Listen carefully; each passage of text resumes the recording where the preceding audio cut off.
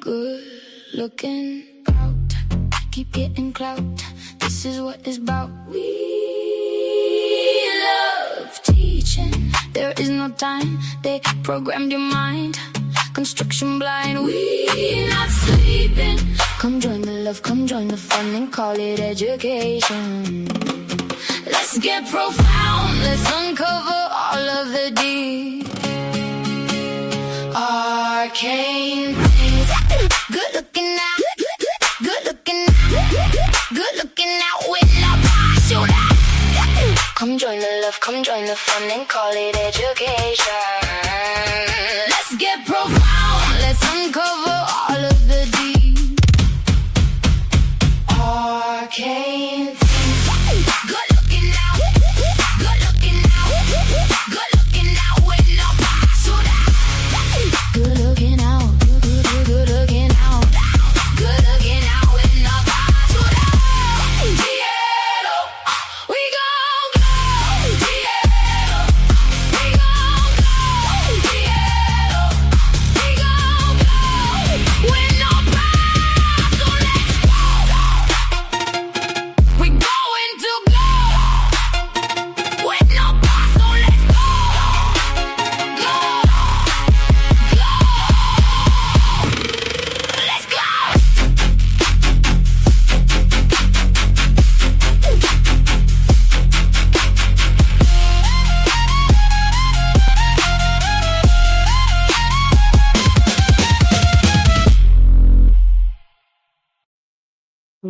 All right. Peace. Assalamu alaikum. Hotep. Namaste. Yatahe. Shalom. Shalom. All the greetings of love and light to the darkest minds of the light. I am Napashadai, and we are back again. I told you we were coming back. I'm here with DJ Genesis, Alchemizing Energy DJ Genesis, and we're getting ready to do another show. You see what's on the screen. Peace, Genesis. Peace, peace, peace. How's it going? All right, great. It's going wonderfully. I'm tongue-tied today, but we have the divine feminine prophets predicted Christ. We're going to stay in the vein of showing the truth about women in antiquity and now represented divinely. Women who were divinely inspired. I will argue, and so will many, not just me and not just Genesis, that women were the first prophets. They were the sages. They were the sibyls, the Vestal virgins, the prophets that were consulted about prophecy and the miracles that were to come regarding the spirit of what you say, God, the Most High, the Holy Spirit. What's another word that you use, Genesis? For the spirit, the Holy Spirit. The divine intervention or divine inspiration, right? Yes. Okay, so where do you want to start? This is a great picture. Can you explain what we're looking at though before we even get started? So, what you created? Okay, I know at least in Ifa we had Ibaru, Ibuye, and Ibo Shishe, and they were the ones that during in Ifa that actually was the one who gave power to Orunmila, because he had to like get the messages from those three women before he was able to go to Oludumare, and there was a whole thing with that. So, but it was showing like, but also this is also about the same story, kind of similar, also happened in biblical times. Not biblical time, but like in the Roman times in Italy, these women predicted revelations. There were women that they were the writers, the original writers of like certain books and revelations. There were also writers of Shakespeare. So that's what we're kind of going to get into. And the first thing I wanted to go is kind of talk about the sages in Yoruba culture. And how, this didn't only happen in Yoruba culture, but it actually happened across the board. throughout Africa, it was almost like a similar thing that was happening at the same time across the board, which was interesting. So I thought that this would be a really good topic to bring up, so. Okay, wonderful. So let me take this beautiful depiction down and let's go ahead and start out right away. I'm going to let you get started. By the way, everybody, you know what we ask you to please do: hit the like button, subscribe to all the channels that are available. Genesis is dual streaming, but her channel is, I know your channel, but I want you to say it. It's DJ Genesis Detroit. It's right there underneath my icon. That's how you get to my channel. Please like and subscribe. I do a lot of hard work on there trying to keep the channel going. And so as much support as possible would be great.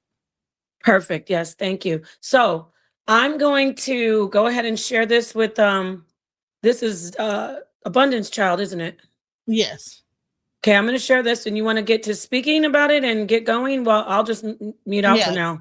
So this is the actual story that happened that is explaining what happened to the women sages in Yoruba culture in Nigeria and basically throughout Africa. And the book is called Iyanifa, written by Dr. Ayele Kumari. And in that book, Iyanifa, she actually goes over what exactly happened during those times and how like the information was taken from these women and how they were treated. So without further ado, let's hear it. All right. Somebody created the initiation. Somebody created the shrine, the beads, all those traditions, the culture. Right. And I think it was men and women. I don't think it was just one-sided. It definitely wasn't just one side, even though we as a people have always been matrilineal and matrifocal. And those things have changed. That's why, if you don't mind, I wanted to read some things from this book. Mm-hmm. Would you mind putting the light for me? Because my eyes. The first known, documenting women's mysteries in the tradition, which is Isheshe. The first known documentation came in 1915 from a woman anthropologist in her book called Women's Mysteries of a Primitive People, which I just happen to sell in Drop Squad Kitchen. She's going to go over all the books and show you the covers. Amori Talbot. There she documents a trying tale of how men stole the mysteries of the women's secrets in societies in southeast Nigeria. The tale was recounted by 3 elder women who explained that in the old days, women used to outnumber men. As men grew, they became dissatisfied with their lot and began to conspire for more by asking for the women to share the secrets of the mysteries so that they would become strong as a society. Upon meeting, the women debated the suggestion with the elder women, stating emphatically to not do so. They did not trust the men in their plight. The younger women, however, fought on behalf of their husbands and suggested that the elder women cared only for things of yesterday and that it was a new day. Eventually, the old women overcame the elders and did share the mysteries with the full rights and every secret by means of which they had formerly held dominion. Shortly thereafter, new laws were created to forbid women to participate in their own ceremonies, including the ancestral plays. Instead, they would be taken over by men and become a men's society where women were forbidden. Further, if any woman would try to participate, witness, or practice, they would escort her to the market and behead her for all of the town to see, so that all other women would be dissuaded from participation. Now, since the men were stronger in limb and cruel, the women were forced to comply. Only 2 elder women remained who still practiced keeping their pots hidden in palm fronds in the ceiling, and one eventually was slashed by a machete. This forced the movement into the women's mysteries to go underground. The tale seemed to be one of the few remnants of women's stories and what happened to their mysteries, except a month after discovering this text, I met a woman who was Kikuyu from Kenya. Her name was Wangari, and she became a great source of knowledge about the Kikuyu women's traditions. Trained in the ways of the ancients by her mother and unfamiliar with the previous story above, she also recounted a similar tale of the history of the women's tradition in Kikuyu. Her story differed only slightly in that conspiracy involved the husbands pressing the young wives for the secrets and one acquired. and conspired to get all the menstruating women pregnant at the same time. Now, you know, women who live together and in nature have synchronized cycles of ovulation, menstruation, and birth, since these were some of the mysteries. The men then knew how to achieve the task. Now, since the women were great fighters, they had to attack when they were weakest in order to win. And at the height of pregnancy, the women were incapacitated, and the other women that remained were elder women who were so weak. It was then that the men took over and overthrew the female chief. These stories suggest that there was a mass movement across the continent where women's mysteries were taken and then used against them. I just wanted to. All right. Thoughts? Basically, I'm just listening how the women, it was taken away from the women. And then if they were able to, if they tried to practice it, then they would behead them. They would be taken out. Yeah, that's crazy. Someone That said makes sense. Someone said in the comments they beheaded and ate her. I don't know about the eating part. Wow. Oh, I believe that. FS Drake, Theo. I could buy that for sure. Because they believed in the power. They knew that she had the power, and they do that today. They believe that when they eat the person, they get their powers. That happens with the with a lot of different these spiritual systems. You know what I'm saying? Right. So I think it's crazy that they pressed the young women, right? The older women were not going to give the mysteries. I think that what happened is that there was too much power for the women had to have. And they felt like, okay, we need to get control of. They probably had a meeting, like, we got to get control of these women. They have too much power. And Right. so they probably had a council. Hey, we got to, like, okay, how can we do this? So, all right. So in that part of the country, it was like, okay, we have to go with the younger women. In Kenya, it was like, okay, we're going to get them while they're pregnant and then, like, you know, attack them and get the information. It's crazy. Hung, drowned, and quartered. Right. And so it's interesting when you move into the Bible, how it talks about the same sages. What were they? They were in caves. So did these sages have to hide and run in the caves to be able to, like, survive? Interesting, right? So, I mean, it's interesting when you actually look at this whole thing is that these women, whenever you see them, even because they talked about how in the movies there's like these women that are like these older women, they make them look like they're all decrepit and witchly and looking crazy and stuff like that in a cave somewhere. And somewhere during the quest, they have to see these women that is deep dark into this darkened cave, and they're having to live in isolation. So it's interesting when you get into a lot of shamanism, there's like this isolation situation, and I wonder why. Is because, like, was they in danger? Did they have The to women hide? were in danger. Yeah. Like the And same. then some of the men would tell them, "Oh, we'll protect you," and they would keep them hidden, tucked away. And this is something that I learned from studying this from Ed Dodge and from other people who talk about the goddess that they've tried to erase. So some of the women were told, "We will protect you," by the men, but they really were taking the information from the women, as I told you before, and going to the people and saying, "Oh, this is what God told us," when they really were getting the information from the oracles, the seers, you know? And that's where we get into this actual story of the Sibyls, who were a group of female prophets and seers from ancient times whose prophecies were believed to foretell the coming of Christ. And then some say that the Sibyls' prophecies were used by the Roman papals to create the formation of the Christian Bible. Right. All right, so I just want to kind of get into this a little bit. I did this show and we were talking about it, so I'm not sure when we chime in on this. So if I do find ourselves chiming in, I'll just pause it. But let's go. To create the foundation of the Christian Bible. The name Sibyl derives from the Greek word Sibylla, meaning prophetess, and is associated with prophetic wisdom and divine guidance. They entered into states of ecstatic frenzies and spoke in tongues and prophesied the future. Like many oracles, the Sibyls seemed to be possessed by a divine frenzy. When they spoke, they often seemed to be out of their mind or mad.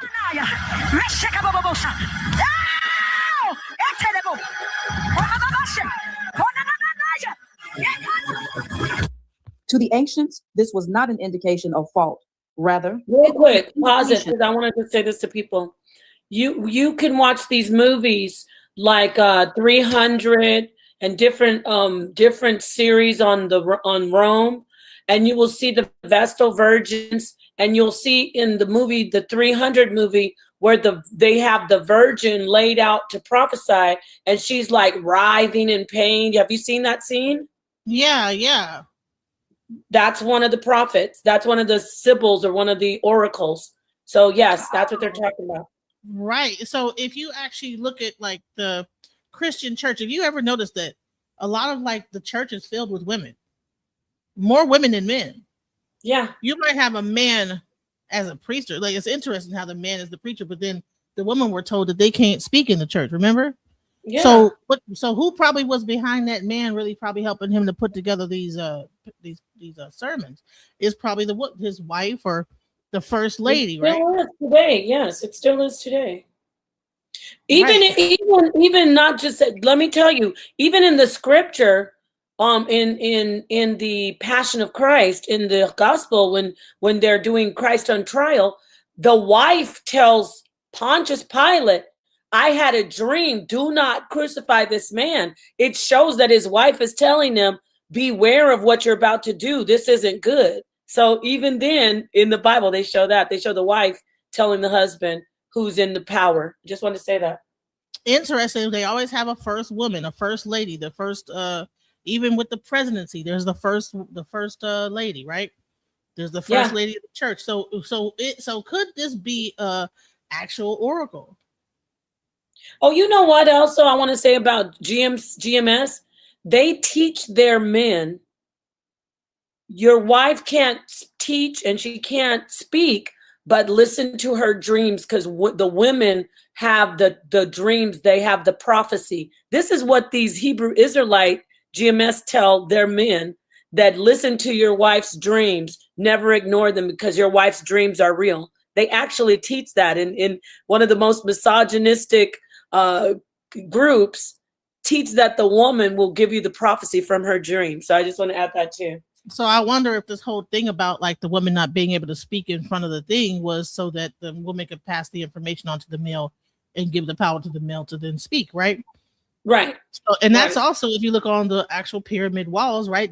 Wasn't it the mother who gave the power to Osiris I think the picture is like the mother with her hand on Osiris's back, like she's giving him the power, giving him the energy or whatever, standing him up.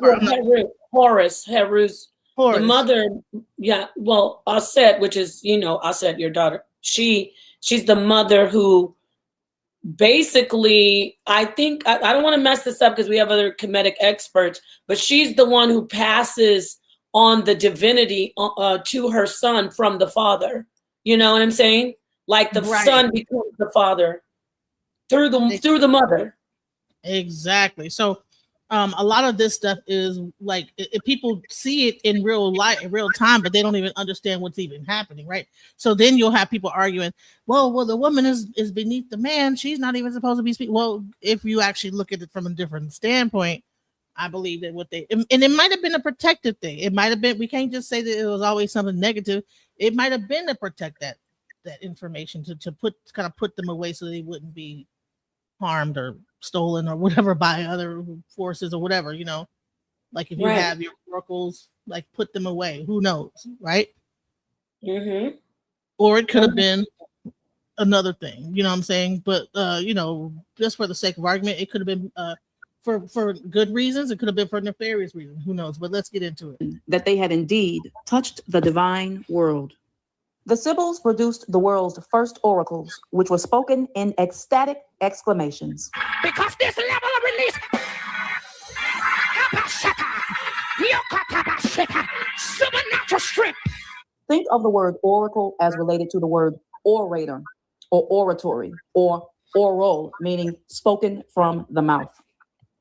In the ancient world, there were many women oracles, prophetesses, who would speak and utter mysterious predictions to those who came to them asking for their help and guidance.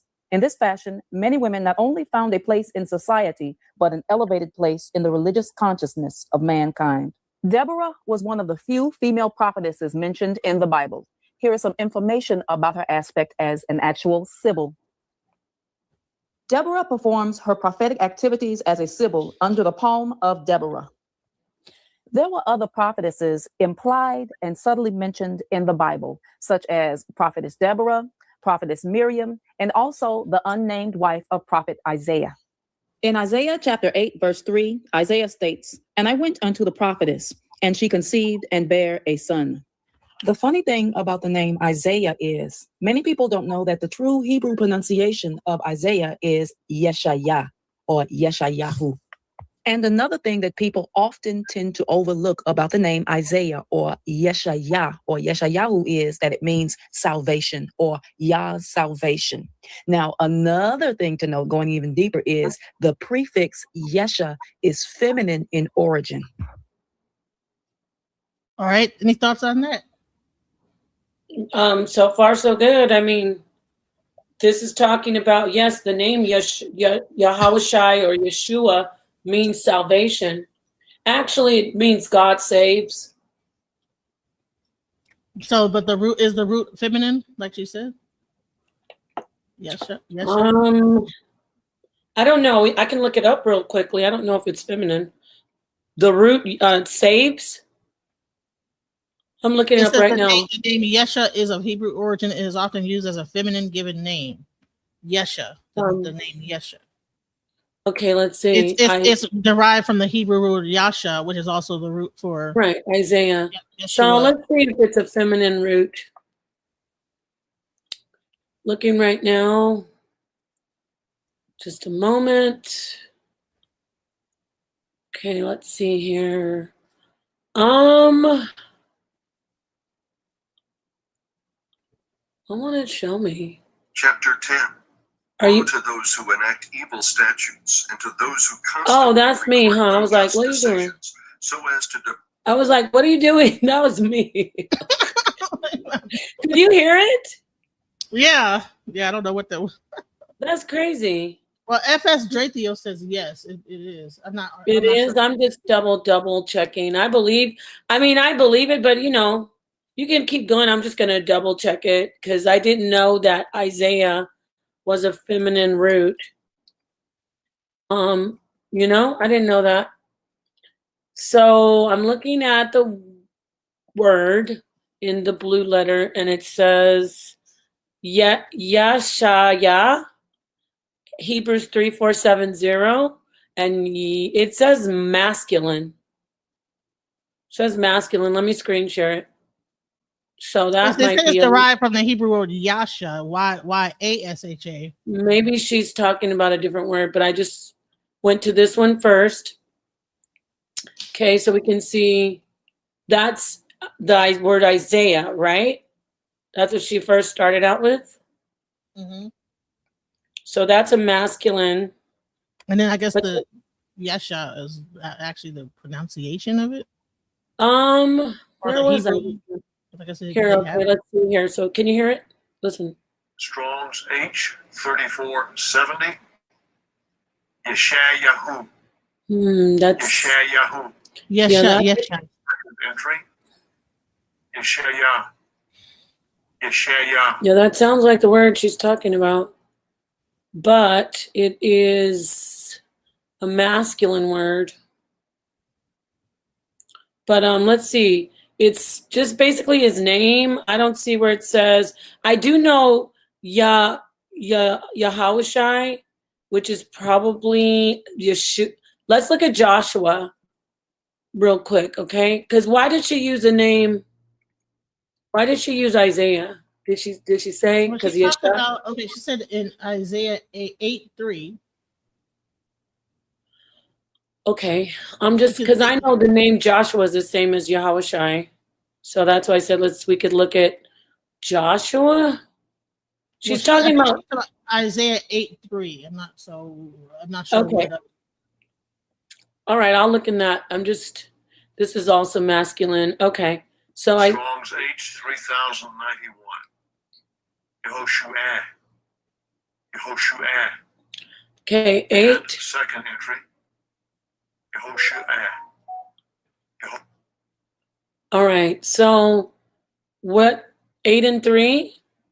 Okay, yeah, it says. Yeah. I approached the prophetess. And she conceived. I gave birth to a son. Then the Lord said to me, name him Maher Shalal Hashbaz. There's It no, said, I gave birth to a son. yeah, it says, I, not she. so I approached the prophetess and she conceived, and gave birth to a son. My Okay, I bad. was gonna say what? Okay, Then the what? Lord, then the Lord said to me, name him Mahar Shalal Hashbaz, which there's no Isaiah on that. What's the other one? So she's saying that the name Isaiah. So here, let's go. Yeah, it's not, it's a masculine name. Maybe she's saying the word saves. Let me just look at it, okay? Right? Are you there? Mm-hmm. Yeah, Let I'm me here. look at saves in Hebrew.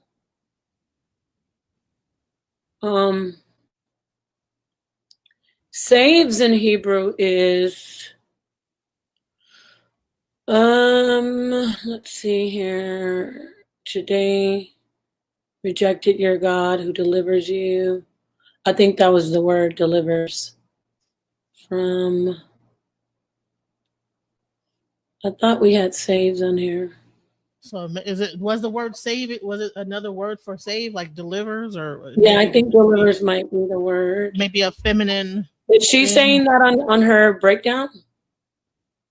She's kind of going through it kind of fast, but let's see what she says. Yes, yeah. Yeah, this is it. Delivers is Yasha. Okay, so this is Yasha, delivers or saves. Strong's H3467. Yasher. And Yasher. this is the primitive root. I think this is the word she's talking about.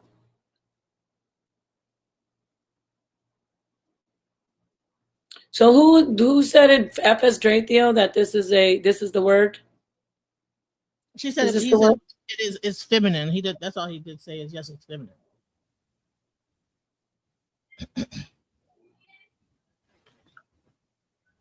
Okay, well, I see the part of speech. I don't see where it says it's feminine. I might be overlooking it, so. Right. I don't know where. Okay, so we'll just. She has a link that she got it from, but I can't click to find out where she got that information. Right. We'll just remember to just check on that so you can keep going. Okay. Because she's saying Isaiah is the same, right? Okay, don't She's worry saying about that it. when you break down the Yesha part of the Yesha Yah, that Yesha is supposedly as often used as the feminine given name. The meaning of the name Yesha is salvation, to save or to rescue. In Hebrew, it's derived from the word Yasha, which is also the root. It's Hebrew 3467. Let me just hold on. So I'm not sure if she Yeshua 3467, a feminine. All right. Yes, it is. It is a word. It says it is. Yeah.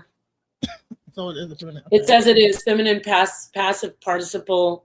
H4637 means saved. Yasha. Okay. So it's a feminine singular, which is Yasha. To save, deliver, rescue. All right. So yeah, just double checking it. So yes.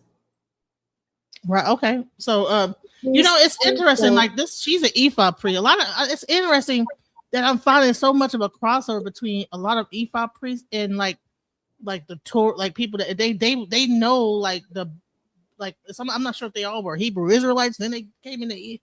Is this still abundance show? Say it again. This is still abundance. No, this is the lady with the you liked her hair. Oh, their hair. Yeah. Okay. I wasn't sure. All right. She's a Ephah. She's actually a priest of Oshu. She's also an Ephah priestess. Yeah. So it's like I said, just like Baba Yashabaya, like it's interesting how like they can for some reason they're able to break things. It's interesting. Well, they know the Bible. Like, yeah, it's like what? But I think it's also because there was because I think that when you go into certain aspects of Africa, you have Israelite, like a community of Israelites. So there's like a combination because some of them even in some of the Congo like when you go into Palo Mayombe, which is more a Congo based, kind of African traditional religion, they will say Assalamu alaikum. Oh wow. Assalamu alaikum. Yeah, it's interesting. Like it's like so there was I think that there's some kind of weird thing that's happening. I don't know. I gotta figure that out. It's meant to be studied. That's interesting. Very interesting. It's meant to be studied. So let's go. Mm-hmm.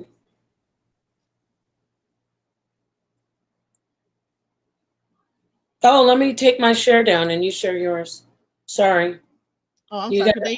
Could they hear it? Are you playing it? No, I'm sorry. There you go. They couldn't hear it. Oh, okay. Go back. I'm sorry. All right, so let's go back. Let's go. And subtly mentioned in the Bible, such as Prophetess Deborah, Prophetess Miriam, and also the unnamed wife of Prophet Isaiah. In Isaiah chapter 8, verse 3, Isaiah states, "And I went unto the prophetess, and she conceived and bare a son." The funny thing about the name Isaiah is many people don't know that the true Hebrew pronunciation of Isaiah is Yeshayah or Yeshayahu. And another thing that people often tend to overlook about the name Isaiah or Yeshayah or Yeshayahu is that it means salvation or Yah's salvation. Now, another thing to note going even deeper is the prefix Yesha is feminine in origin. Also, Isaiah is the prophet in the Old Testament that implied the coming of a Christ. So with that being said, and Isaiah's book being a lot about salvation, Yeshayahu, salvation, could it be that Isaiah's wife is actually the one that prophesied the coming of Christ with the Sibyls foretelling the coming of Christ, as we will see in the upcoming receipts in just a minute. Now, I will also give a quick reference to Miriam, who was another prophetess in the Bible. Then Miriam, the prophetess, the sister of Aaron, took a timbrel in her hand, and all the women went out after her with timbrels and dancing. I gotta get it out. I gotta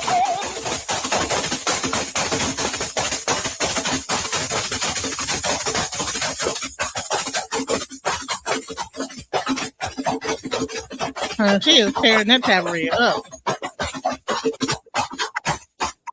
Let's take a look at this article from the late, great Mama Zogbe, known as Vivian Hunter Hendrew. And in the article, it asks the question, did Black women author the Bible? The article states, they were believed to have established the Vatican's holy seat and advised the world's leaders. In ancient times before Christ, it was the Sibyls that healed lepers and cast out demons. It was a Sibyl who called up the prophet Samuel. Their prophecies were used by the emerging Roman papals to create a Western theological foundation and became the undisputed precursor for the Christian Bible. So what are your thoughts about that? About this information about the Sibyl being the witch of Endor. Did she say the witch of Endor? I think she was talking about the Catholic Church and how like they. Well, when she said the Sibyl called up Samuel, I don't think that was an actual Sibyl, but it definitely was a woman who could see. So maybe she means that, what she means by Sibyl. Then I guess it is a Sibyl. But yeah, about the church hiding taking from the Sibyls and then using the information, I've seen the writings about such things. Well, so it's in the church, in ancient Rome, they first established the Holy Seat of the Vatican, advising the world's heads of state. So to have established the Vatican's holy seat and advised the world's leaders. In ancient times before Christ, they were Vestal virgins, but they still are the same type of women. In Rome, they were Vestal. They were called Vestal virgins, which are synonymous with sibyls and prophetesses. Is that what she's saying? So I guess this was centuries before Christ. They said they cured epileptics, the blind, lepers, and cast out demons. It was a sibyl. It The was sibyls that healed lepers and cast out demons. It was a sibyl who called up the prophet Samuel.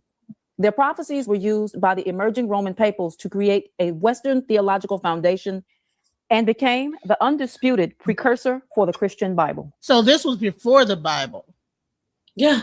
Yes. They were considered to be pagans. They were not. Okay, interesting. They were pagans. Interesting. Oh, So Romans were pagans. Yeah. Romans were pagans? Yeah, they had all the gods and the goddesses that they worship. Okay. All right. Okay. In the book of 1 Samuel, chapter 28, it was King Saul who actually improperly breached his covenant with the Almighty to seek the sibyl to conjure up the old prophet Samuel in order to see what Samuel had to say to him. The woman was known as not as a sibyl, but as the witch of Endor in modern Bibles. Yeah, in other articles by different writers, it states that Christian tradition took up the sibyls, respected them, and indeed the work of God being established in and through them. References in the description box. Contrary to popular belief, not all sibyls were so-called pagans or idolaters either. Many sibyls were either henotheist or even monotheist to a certain degree. Not all of them were polytheist. The sibyls and prophets foretelling Christ the Savior. So before we go into that, let's go. Someone said the Vestal virgins were buried alive. Jeez. It's terrible. Wow. That's terrible. Jesus. Why? Yeah, it's pretty bad. I mean, just so far, what's your thoughts? I think it's good that you're at least presenting this information, because a lot of people, obviously it's going to bother a lot of people, but that's why we have to make sure we fact check all the information, I think it's important to at least talk about it and see if it's true. I myself have done research on this, so I know that it's valid, but I'm just talking to the audience. It's something that it's information that has been fact checked, but you got to do your own research. But what's interesting is when you talk to some of the, when you get to some of these Christian, they will be like, oh, or not Christians, but like the manosphere, they'll be like, why does women always try to act like they were above men and better than men? It's like, it's not a competition. It's not a competition. This is history. This is what happened. Yeah, they don't like to hear the truth. That's why do your research. If you don't know for sure, she's giving you sources, you can always check them out. So shout out, let's go. And how they were doing stuff. Let's go. Let the sibyl prophetess then be the first to sing to us the song of salvation. Indeed, Christians believed that they, the sibyls, gave authentic prophecies, not only of the coming of Christ, but also of the end of the world. Their prophecies about the end of the world have been. Let me go back, because she's skipping, like, there's a lot that she's just in these slides that she's going. It's like, she's going through. She flying, ain't she? Hey. The sibyls were not false prophetesses. Their words, or at least words believed to come from them, were often quoted by Christian apologists as they defended the Christian faith, such as can be seen in the way of St. Clement of Alexandria used their words in his exhortation to the heathen. Like, so you don't stop the slide. I mean, there's way more in these slides than what she's even saying. She's just kind of skimming through it, but that's interesting. Not only of the coming of Christ, but also of the end of the world. Their prophecies about the end of the world have been preserved in holy tradition as they are remembered in the Dies Irae. Have you heard of the Dies Irae? The Dies Irae? Yeah. Where's that at? Let me read it. Where is she saying that? I don't think I'm familiar with that. No. What is it? Called the Dies Irae. Dies Irae. No, I'm not familiar with that. What did she say it is? Hold on, here it is. They lived a life which separated them from the ordinary world, found themselves touched by the holy, and so through them, God was able to reach out and speak to the nations directing them to him, their prophecies about the end of the world have even been something remembered in the Dies Irae. Diesirae. Let's see what that is. I know it looks like it means something about God. Dies Irae. It is. The poem described the last judgment, the trumpet summoning of souls before the throne of God, where the saved will be delivered and the unsaved cast into eternal, eternal damnation. The last judgment. Oh, it's Dies, the day of wrath. So apparently they directed. I guess they had something to do with that. I'm not sure. Really? Wow. The Sibyls. I'm not sure if they wrote it or they, It says Dies Irae is a Latin sequence attributed to either Thomas of Celano or of the Franciscans, or to Latino Malabranca Orsini, lector in Dominican Studium at Santa Sabini, the forerunner of the Pontifical University of St. Thomas Aquinas in Rome. Huh. So they're saying that women actually composed that. Or like that they had something to do with it some way. Interesting. Interesting. Find what she said on that. Let me see.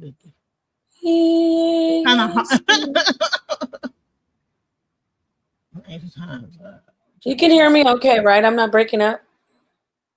No. So okay. The Sibyls were female seers from ancient times whose prophecies were thought to have foretold the coming of Christ. Many early Christian apologists and church fathers, including Augustine, quoted the Sibylline oracles, which many Christians came to believe were inspired by the Holy Spirit. Christians, however, interpreted some of the Sibylline oracles as divinely inspired prophecies of the coming of Jesus, especially the Sibylline prophecy of a future savior of Rome from Virgil's 4th Eclogue. The Vatican museums have multiple works of art featuring Sibyls, including the Room of Sibyls in the Borgia Apartments and the Sistine Chapel ceiling. This room of the Sibyls in the Apostolic Palace depicts 12 Sibyls or Old Testament prophets painted by Pinturicchio. The Sibyls are shown with scrolls representing the coming of the Christ. Even the Vatican Museum itself gives testament that the prophets and Sibyls are identified by a text in the label below them and are those who were the first to sense the coming of the Redeemer. Source listed above in the red circle. All right, so how many people know that they were the first to predict the coming of Christ? How many know that they were the first to, say it again? Predict the coming of Christ. Coming of Christ. I don't know. I don't think very many people know that.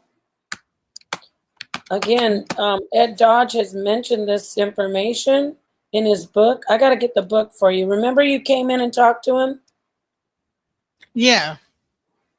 But it's not popular and people don't like hearing it. So, but we got to keep on talking about it. Let's go. Christian Sibyls. Nascent Christianity could find no better aid for its apologetics than the Sibylline poems, and it is due to the fact that the utterances of the Jewish Sibyl have been preserved in considerable fragments, while the words of the pagan Sibyl have been almost entirely lost, although it must be admitted that the fragments of the latter, which have escaped destruction, are more pithy, poetic, and valuable than the Jewish portion.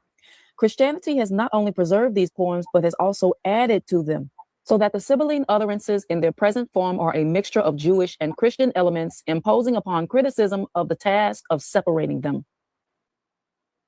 Now let's talk a little bit about a popular Sibyl called the Erythraean Sibyl, which should really be called the Eritrean Sibyl.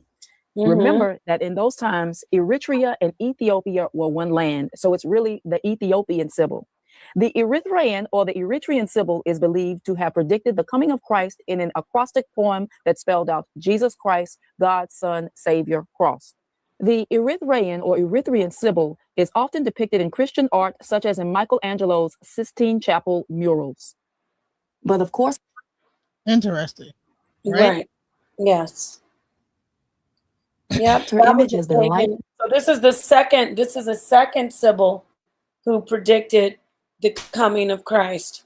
This isn't these are different prophetesses, different women prophets that predicted the coming of Christ before the Christian religion, Right. right? Pretty much, yeah. Mm-hmm. Heavily. Now, I'm not going to get too deep into this topic. I'm just going to present it as something that you can do your own research about. But there has been speculation that the actual book of Revelation was originally written by a Sibyl. All right, so let's read what it says. The original book of Revelation was written around 500 BCE. It was part of a collection of prophecies written by a woman named Hieropyle. Say her name louder. Heropile. Let me see. Heropidile. Oh, I'm not looking. Where's the name at? Heropile. Heropile, right? Or herp. I can't see if that's a P. Heropile. Yeah, I think it's a P. Or it might be Heropile. So she lived in a cave near the ancient town of Corme in Campania, Italy. She was known as the Sibyl. Arthica Sibyl, and the general populace considered her a slowly aging but immortal priestess. The remains of Cumae and the adjoining caves are 2 hours drive from Rome and open to tourists today. Heropile, or whatever you say it, was one of several women who prophesied under the supposed inspiration of some deity and delivered her prophecies in a frenzied state. Right? She was considered the greatest seer of pagan antiquity. With discovery of the Vatican scrolls, it is possible to prove that Sibyl influence reached deeply into the Christian book called the New Testament. For one of these books was written by her and later became the book of Revelation. Interesting. Amazing, right? How many people know that? I doubt it. Definitely not over in this community. Right. So I don't know. So how did she get left out? Like how did the revelation of John? How did it become the revelation of John? And then this existed prior to. Right. I mean, some of these people's names made up. You think we could read the original? I don't know. Look it up. It's they have the name. Look up. It's possible. Well, it says. Look up Heropile. Maybe it's more information on that. Yeah, it was the Sibyls who foretold. I think that's a really interesting thing. If she wrote Revelations, wow. So then that means that. So who is John? Didn't John write Revelation? That's what it said. I mean, were some of these books written by women, and then they switched up the. That sounds about right. And her name is Heropile. That's how you say it? Okay. Heropile. Yeah. Heropile. Oh no, it's Herophile. Why does it have a B there? I don't know. Maybe it was a misspelling. She's the Sibyl said to have prophesied the coming of the Redeemer. Huh. Herophile? Keep on going with that. I don't see much about her. In fact, I don't even know if this is the Herophile of Erythrea. Oh, she's Erythrean? Yeah. She's the Erythrean Sibyl. She's believed to have made extremely precise statements regarding the coming of Christ.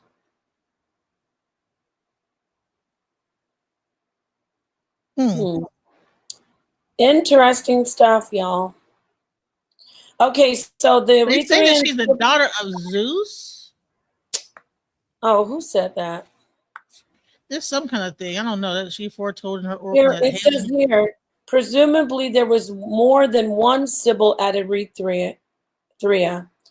One is recorded as having been named Herophile, At least one is said to have been from Chaldea, a nation in the southern portion of Babylonia, being the daughter of Berosus, who wrote the Okay. Chaldean history of Erymanthe. Apollodorus of Erythrea, however, says that one who was his own countrywoman predicted the Trojan War and prophesied to the Greeks both that Troy would be destroyed and that Homer would write falsehoods. So this was very common back then. They would consult sibyls, they'd consult these prophets, these oracles. So I could see that to be true. It was a common thing to do, consult the oracles. Mm. Her name was Hierophile. Wild, right? Yeah, that's crazy, right? When you think about it, right? So, Mm. So on Very this part, I'm interesting. going to provide you some evidence from some articles and some research, and you can do your own research about this particular matter because I'm actually not too well versed on the Revelation part of what we're discussing. The original book of Revelation. The original book of Revelation was written around 500 BCE. It was part of a collection of prophecies written by a woman named Hierophile and lived in a cave near the ancient town of Cumae in Campania, Italy. She was known as the Cumaean Sibyl, and the general populace considered her a slowly aging but immortal priestess. But remains of the Cumae and the adjoining caves are 2 hours' drive from Rome and are open to tourists today.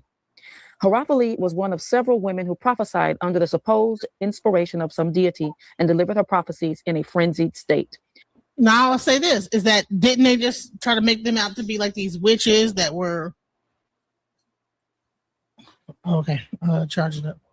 Can you hear Were they me? trying to make them seem like they were just like these witches that were in these movies that ate them? The witches that was in the movies that was doing it, blah, blah, Oh blah. yeah, They were always. witches.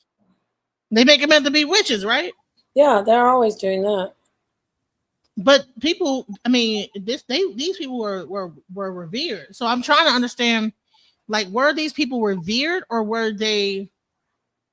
They were at first revered early on, but at this point, what we're talking about, this era, they were exploited, meaning they were oppressed and really held back. They were isolated from the general public, and they were kept away from everyone.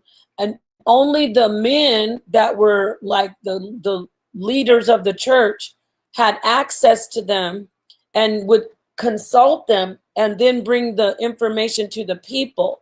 So before that, though, when you go back, before, what is this, 500 BC? Yeah, BCE. Yeah, yeah, BCE. So before that, before this, if you go back about, 1,000 years before this, or maybe even 500 years, they had more power.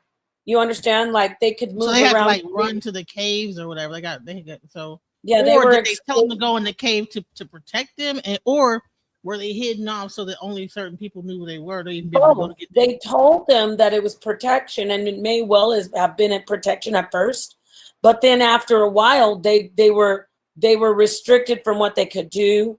They kept them away from people. They locked them away, and they would only have access to them.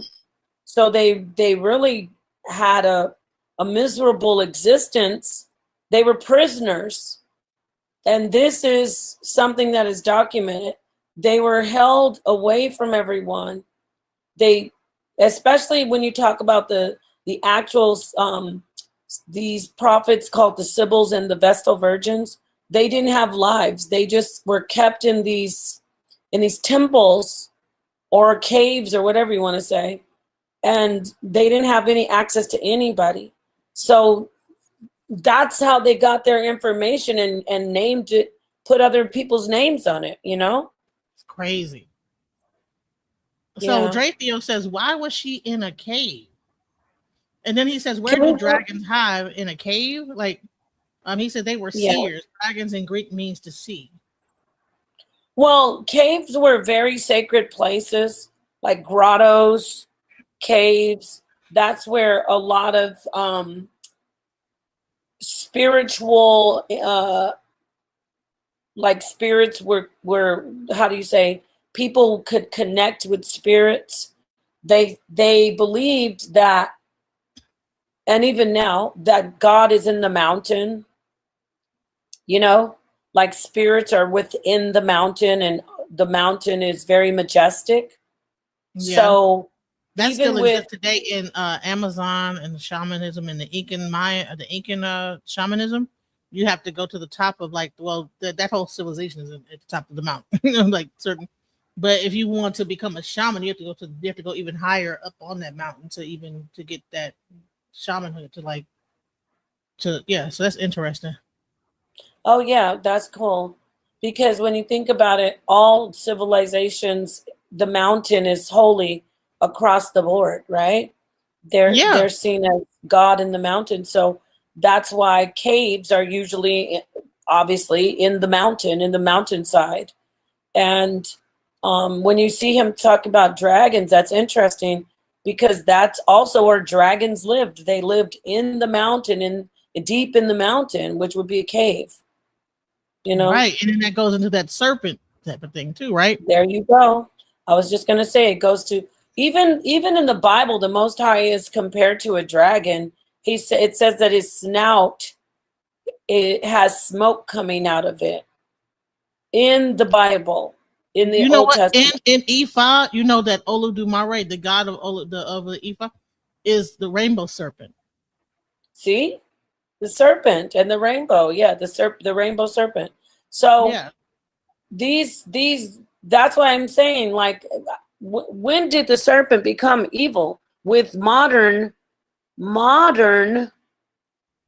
interpretations, or should I say misinterpretations, where I believe it was hidden on purpose by, like during the time of King James, like even before King James, like the 15th century and then the 16th century, 14th to 16th century, they started to tell lies about the scripture, completely tell lies and say, oh, this is evil. When, and the scripture says they will call good evil and evil good. Yeah, like Okay. Moses. Moses went to the mountain. Thank you, Benita. Moses, even, remember in the scripture, he goes up to Sarabit al-Kadim. He goes into the mountain to meet God. So does Christ. Christ goes up to the mountain during the transfiguration, and he's changed in front of the two of his or Peter and I think John, and then Peter's like, Lord, let us make an altar for you. And then God speaks and says, this is my beloved son with whom I am well pleased. So even then, you see God in the mountain. So getting back to the cave thing, they knew these were sacred women. They wanted them to be, they needed the information from them.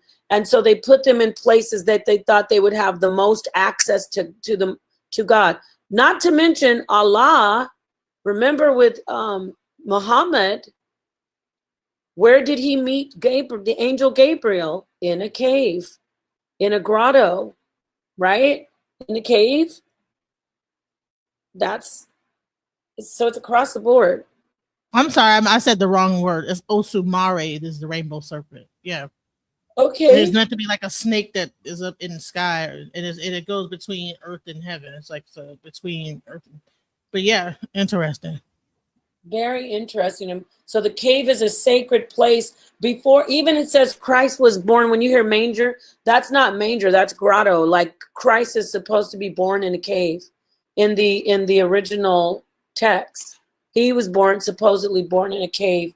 What else? And you know what? Also, we also gotta think caves are not what we think it is. There's some beautiful caves out there. I mean, in China, I mean, because when I think of a cave, you think of like when they show it in the movie, it looks like this, like a bear, where a bear would like hibernate at. But there's caves that are like that have beaches on them and everything. Oh, there's beautiful caves. Yeah. I think Right. of So yeah, it still didn't. Listen, all this, because we got to stop talking about, oh, they lived in the caves. Everybody in ancient times, when there weren't houses, found shelter in the mountain. And then that's where they started to see things, and, spiritual miracles took place. And that's when they're like, oh, this is a sacred place, So Exactly. anyway, that's interesting. So yeah, your book of Revelations might have been written by a Sybil. She was considered the greatest seer.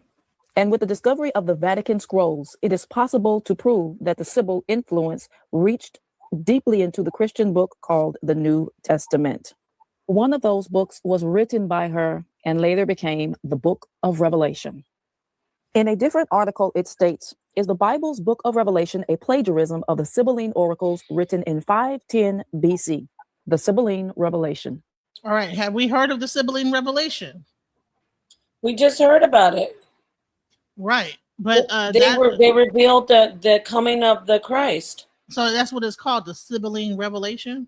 Yes. They were talking about a Christ coming, and they also, right here it says, the Erythraean Sibyl was the prophetess of classical antiquity, presiding over the Apollonian oracle at Erythrea, a town in Ionia opposite Chios, or Chios, I should say, Chios. And so, yeah, they were the ones that talked about a coming Messiah who would be crucified, and wow. Some of them talked about him wearing a crown of thorns. What? Yeah.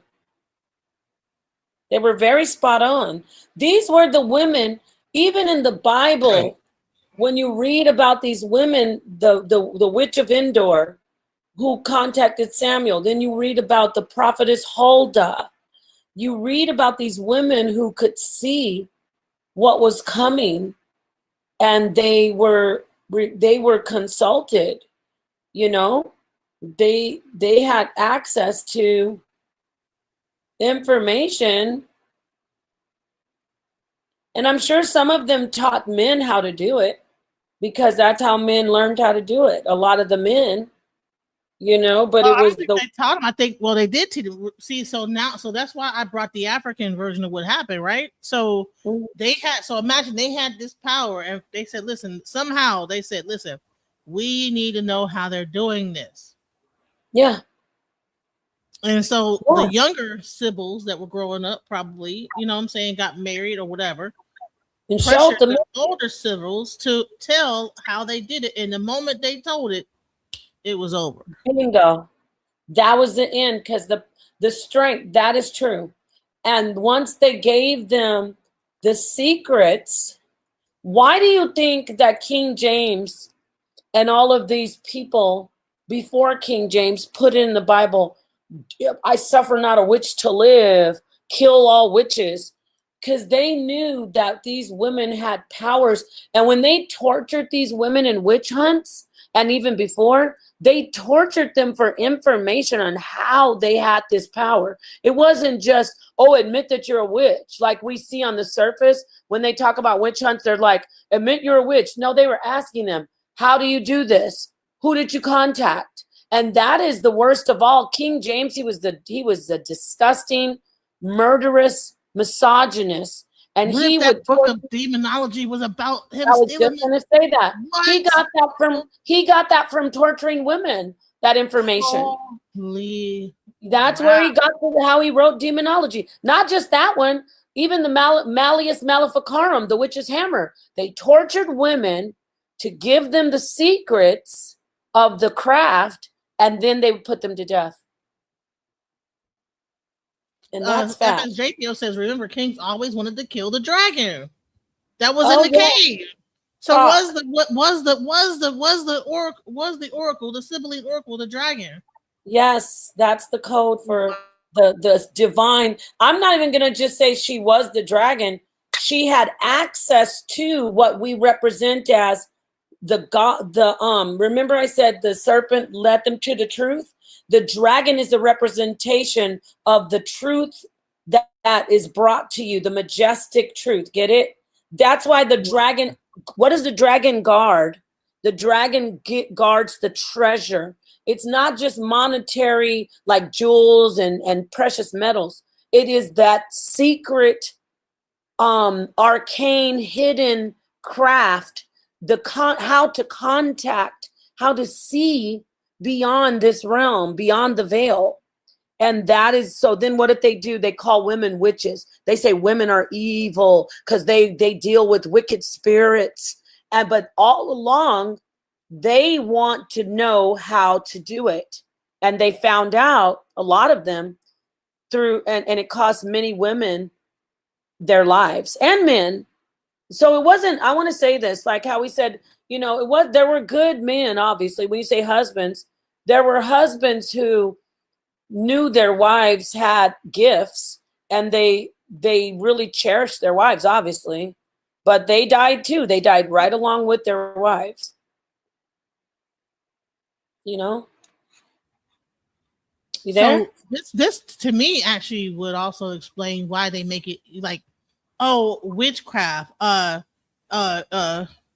these things that are illegal to do, right? No, you can't do not witchcraft, sorcery, right? Sorcery, yeah. Astrology. Let me tell you something. In First Samuel, I think it's First Samuel. It's the one of the First or Second Samuel. It's when Solomon goes to the witch of Endor. I should get the scripture and read it, but I'll just tell you the paraphrase of it. So he's desperate to know if he's going to die in battle the next day. He and his son, right? And he's just losing his mind over it. So he goes to the Sibyl, I'm doing air quotes, the prophetess, she was called the witch of Endor in the Bible. So he goes to her and he says, tell me, call up the spirit of Samuel. I want to know what's going to happen. And then she says, no, this is where I wanted you to hear. She says, no, I can't do that, because you know that the king has put out an edict that anyone prophesying or reading the future or contacting spirits will be put to death. And this is the king, but she doesn't know it because he's in disguise. He goes, no, you won't be put to death. Just go ahead and do it for me. So she does it. So what am I saying? Here we are in the Bible where another king, besides I believe it was Josiah. You can correct me if I'm wrong, chat. But Josiah says, let's go consult Huldah, the prophetess, when we need to know what God's saying to us about our judgment and what's going to happen to our people. And then in this part of the Bible, we see King Saul consulting the witch of Endor, the prophetess. They call her a witch in the Bible, So she says, no, we can't do it. I get back to what you said, the prohibition. She said, oh, we're going to be put to death if we do that. So you get it? Like, why? And in the book, I want to say this. They say, oh, they're so evil. All these witches. That was written in there for hatred of women because of the resentment of their power. And what was said in that book, it said after she told him that he was going to die with Jonathan, he was white as a ghost and he was sick or whatever. And she felt so sad for him. What I'm trying to show you is the love and compassion and the charity that this woman had. She felt so bad for him. She went and slaughtered a goat or a lamb, I think, and fed and made food for him because she knew he was going to die the next day. She was poor. Think about it. You're Wow. slaughtering your goat for your animal for the king to eat, right? To eat him, to give him his last meal. And also there's some also esoteric to that. She did a, like a blood sacrifice, kind of like to either seal it or to let Samuel go back to rest, because Samuel was like, why do you disturb my slumber? So there's also some hidden symbolism in there where she does slaughter the animal, but she does show kindness to him. But we're told that they're evil, you know, evil women who trying to cast spells and, you know, it's Right, funny. but the king was going to the. So here's the thing. So we're seeing here kings went to these people to get. Now, when did the prohibition of where it says you can't perform these things, did that come prior to him going to the oracle?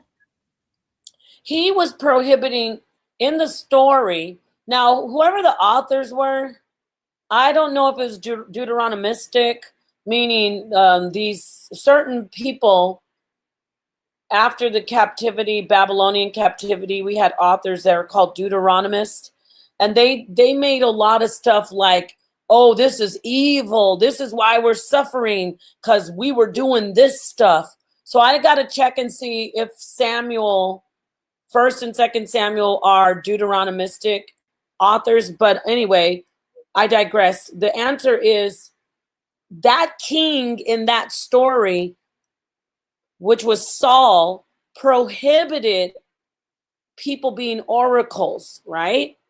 But then when he needed it, he said, oh, no, it's okay if you do it. Get it? So when he needed to find out something, all of a sudden it wasn't wrong.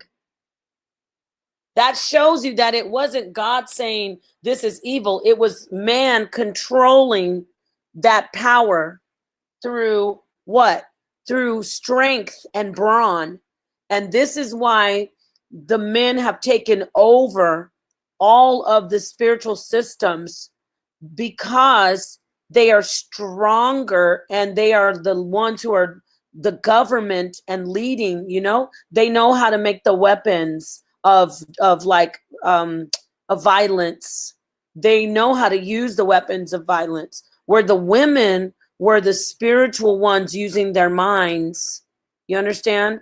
Like, even if you hear the word read, to read is something, it's like in the craft. It's not only actually looking at words and enunciating them, you know, or sound, you know, pronunciating the pronunciation of it. It's like reading was a way of working the spiritual craft. Writing is a spiritual it's a spiritual action. Get what I'm saying? So women were the readers and the writers and the spelling, and the men were, Wow. yeah, the men were the ones that had the brawn and the strength and they could fight, but women did the spelling and the writing and the reading. That's what, you know, that's what it comes from. And why that's why women were the, you know, who's the teachers? They say, oh, well, the men were the professors. No, women were the first teachers and the first doctors, because they knew how to do the spells. They knew how to make the medicines, which are no pharmacopoeia, is that you even hear people say that goes back to the word witchcraft. People will say stuff like that. When they show that serpent type of thing. Yep. Interesting. And the serpent, when you say that, you made me think of, that was the first healing, the staff with the serpent wrapped around it. Caduceus, right? Is it called? The caduceus, right? That was you know, Moses in the desert lifting up the serpent to heal the people from death, from being bitten by the fiery serpents, which is also it's also arcane for certain spiritual attacks, but I digress. And then Christ says in the New Testament, Genesis, Christ says, just as the serpent was lifted up in the desert with Moses to heal the people, so shall the Son of Man, he's talking about himself, so shall the Son of Man be lifted up on the staff. You get that? Wow. Because Jesus is the serpent in the garden. Right. Crazy. Yeah. Yeah. They don't like that. See, listen, I'm so happy that we do this, because if he wants to debate you on this, I can't wait till you break that down. Now that we even can like break this whole thing down with, okay, come on now. What? Right. This is great.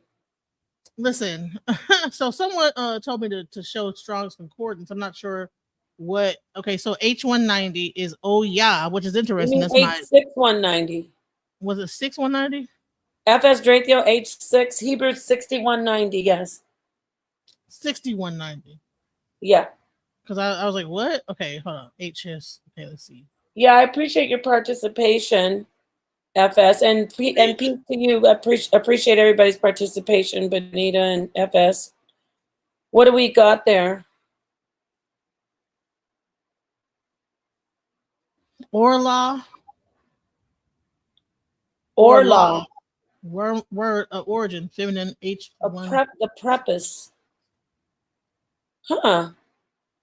Foreskin plus uncircumcised. This is what does this have to do? What is uncircumcised foreskin So- is a feminine thing or something? No, this isn't feminine, but what did you mean by, I want to see what he was getting at with that, where it's going. Or like Orla, I'm trying to, are you saying that it has something to do with,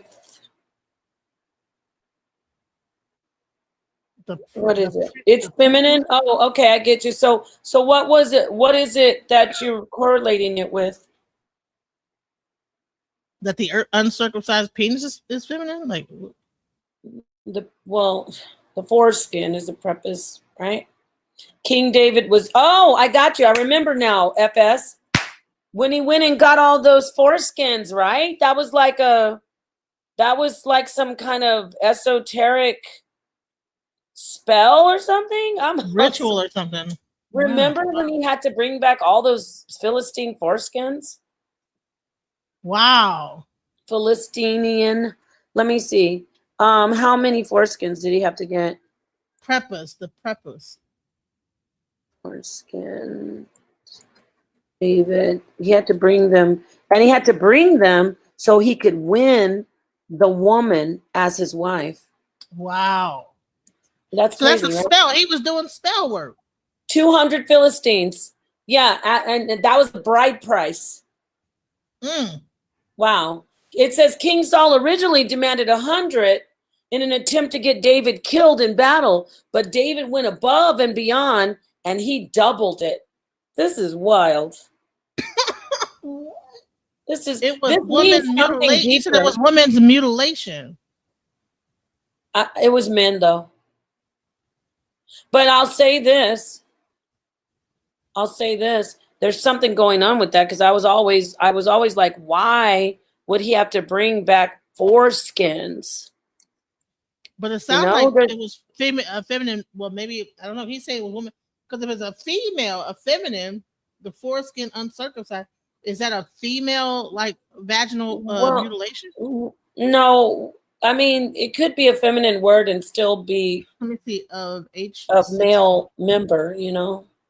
So why 200 Philistine foreskins? People always trying to figure out why. It was David played along. It just doesn't make sense that he had to bring, but on the surface you hear, oh, because it was showing that he went into battle. But why does he have to bring back their foreskin? Why couldn't he bring back their heads or their, you know what I mean? Their arms? Why their foreskins? Because in battle they did bring back the hand often. If you look at like outside of the Bible, like warriors would bring back a body part of the people that they slaughtered to show that they slaughtered them. But their foreskins? Yeesh. FS, can you come up to explain what you mean by this? Because I'm trying to figure out, are you trying to say that he was performing feminine genital mutilation in this situation? No, he wasn't, though. These were male members. Okay. Yeah, but that's still spell work. Like that's spell work right there. That's like doing like what you would call so-called witchcraft. I mean, it was men because he went to battle. I mean, it could be women, but it's men because it says he went back and he brought back the men. He killed the men. Oh, okay. So I guess he was probably taking it. There was probably some kind of FGA going on. Okay. Yeah, but I wonder what FS was getting at. I think that's what he was thinking it was. That it was. But it was a ritual. It was like a type of ritual. Interesting. Crazy. Let's go. He said yes, Genesis. Right. So he feels he thought it was like that was like some FGA, Huh. but or M. Oh yeah, that's right, Immortal. See, if he was under the king of Egypt, it would be payment showing you killed men. Yep, that's something that have read. But not the foreskin. I've read like hands and stuff, but not that part. Man, that's crazy. Let's go. The original author of the book of Revelation, the Cumaean Sibyl, though, was always highly regarded as a clairvoyant by the Roman Catholic Church. Even today, she can still be seen magnificently portrayed by Michelangelo in a prime central position among the great patriarchs of the Bible stories depicted on the ceiling of the Sistine Chapel in the Vatican itself. A total of 278 verses of the Sibyl's predictions are also found in the book of Exodus, Psalms, Isaiah, Jeremiah, Ezekiel, Daniel, and Zechariah, indicating the high value placed on her forecast by Old Testament authors.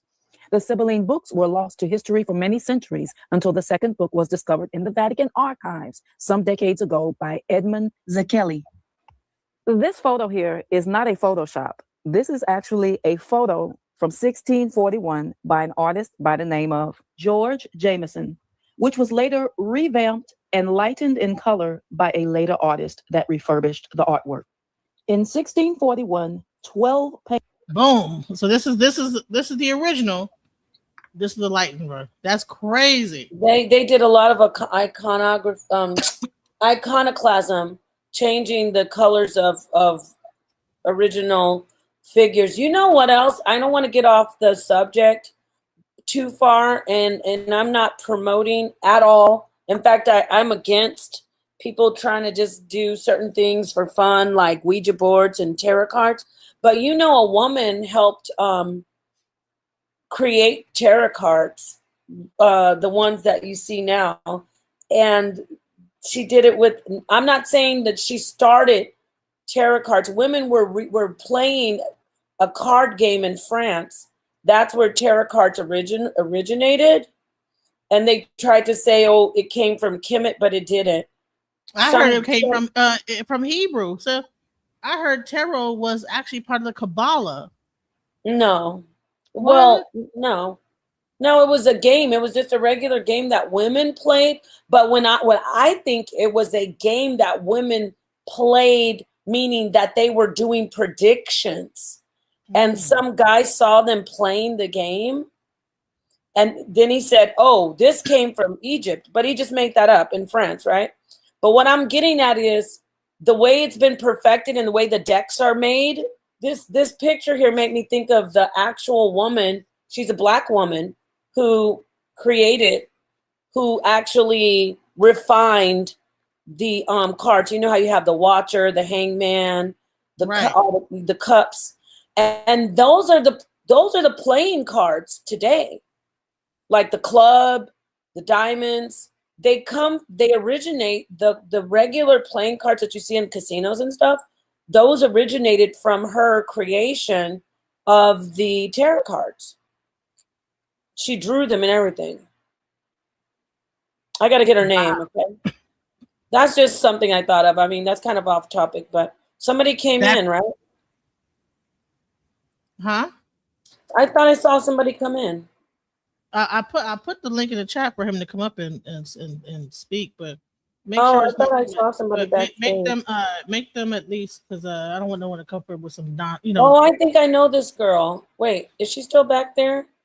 Oh yeah, I know her. She's a young lady that gets on sometimes, but she left.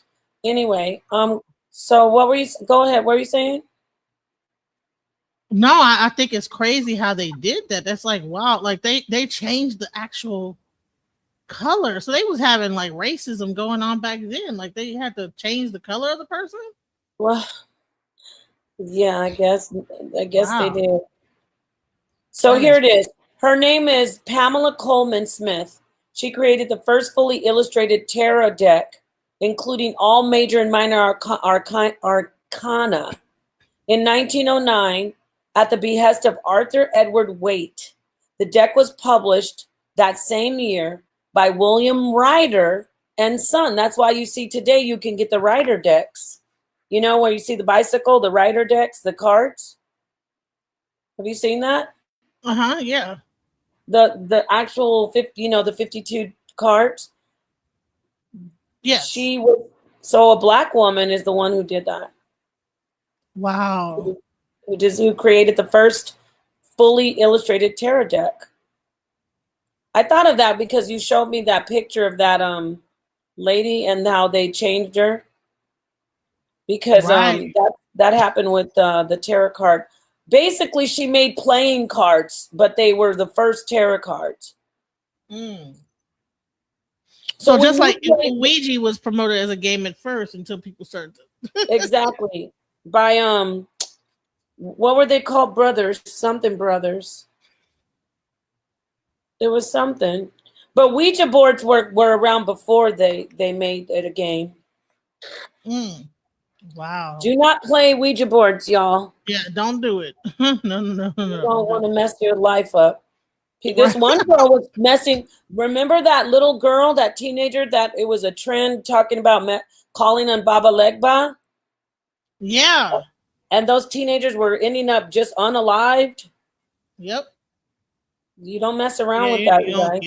you don't fool around with stuff you don't know how to do. This stuff is usually done by initiated priests. So, Paintings representing the Sibyls were gifted to King's College by Principal William Guild. A receipt found in the archives implied the identity of the original artist to be George Jameson, but affirmed that during the 18th century, the works had been restored and repainted by Cosmo Alexander. There were many other depictions of the Sibyls, especially in medieval times, that had them looking more mulatto, where you could still see the Africoid phenotype on the depictions and even braided hairstyles. But as time went on, the pictures of the Sibyls got whiter and whiter, of course. Many say that the race and the ethnicity of the Sibyls don't matter. And anyway, what would the Sibyls have to do with any of us over here? Well, I'm about to show you. Let's put this in proper context. now she about to break it down. She fixing to break it all the way down. Watch this. She about to break it down where they came. Watch this. Hold on, because I think that all right. I heard like some background because I got people. This was from my channel, so like we were talking about it. Is my background too loud?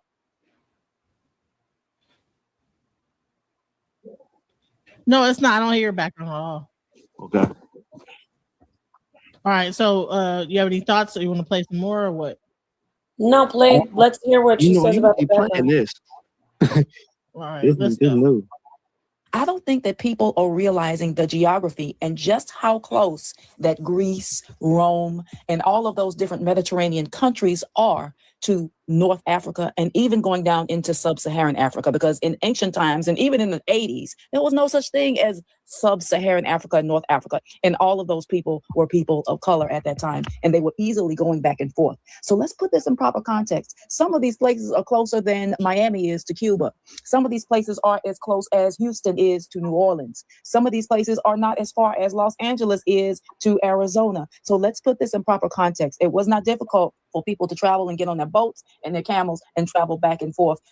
The Sibyls were a big part of the Kushite Ethiopian Empire, so-called North Africa, which is an erroneous term, and also Greek and Roman culture. They lived there because Africans went back and forth to the Mediterranean because it was so close. But let's also talk about the Roman persecution to where people of color were fleeing. They were going back down into Africa, all the way down through Egypt, through Nubia, through Sudan, and then they hit a westward move and started moving towards Chad and eventually Nigeria, on into West Africa. And that's how a lot of them and their customs ended up in the west part of the continent of Africa. Yep.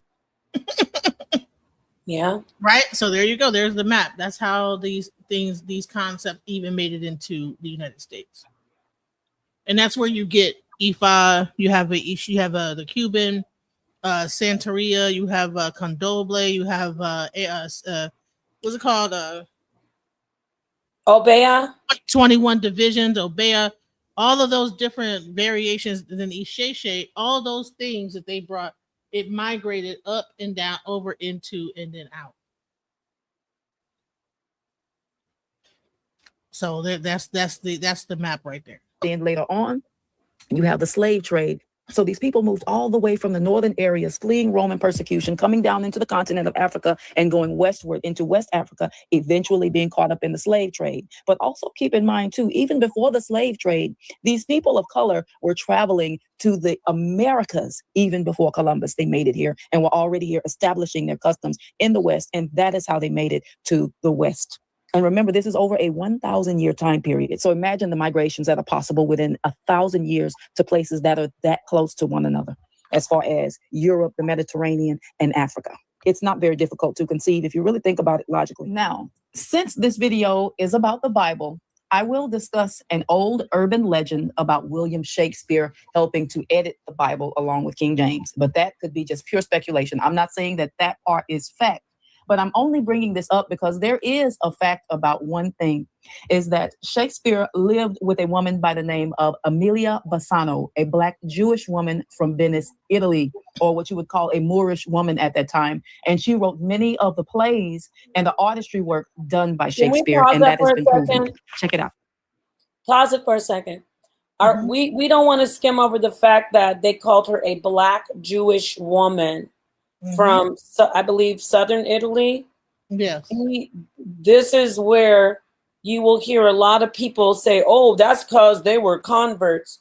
No, they were Black Jews, Black Hebrews who came from northern Africa or parts of Africa, and they migrated into, what am I trying to say? Southern Italy. And they were called Moors or Morays. So just want to throw that out there. She's even telling the truth about there were Black Jews in Europe, especially in Italy and Spain.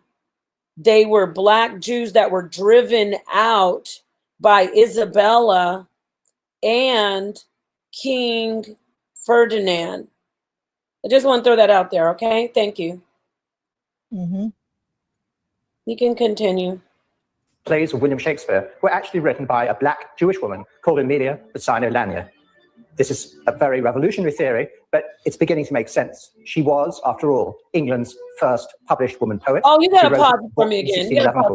Hold on. I love this information so much, because what we're doing is putting a chocolate icing onto this whole story of how women have had things taken away from them, oracles. And I would be remiss if I didn't. I brought up the lady that did the tarot cards. And by the way, the white man was a Caucasian European man. When I talk about the writer and the tarot deck and all that.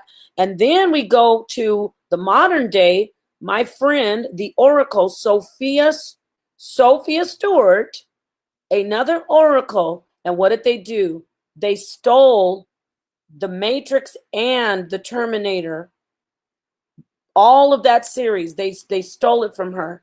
Those brothers who are now two transsexual women, they stole. And I think one committed suicide. They're transgender women. What? Yeah, they both turned into transgender women, but they're not cute transgender women. They're like the ones that look like men still, Wow. That look like Caitlyn Jenner, but they stole her story and took it out there, and she sued them and she won. But she has to. There's a what's it called? Not an NDA, but she can't come out. Huh?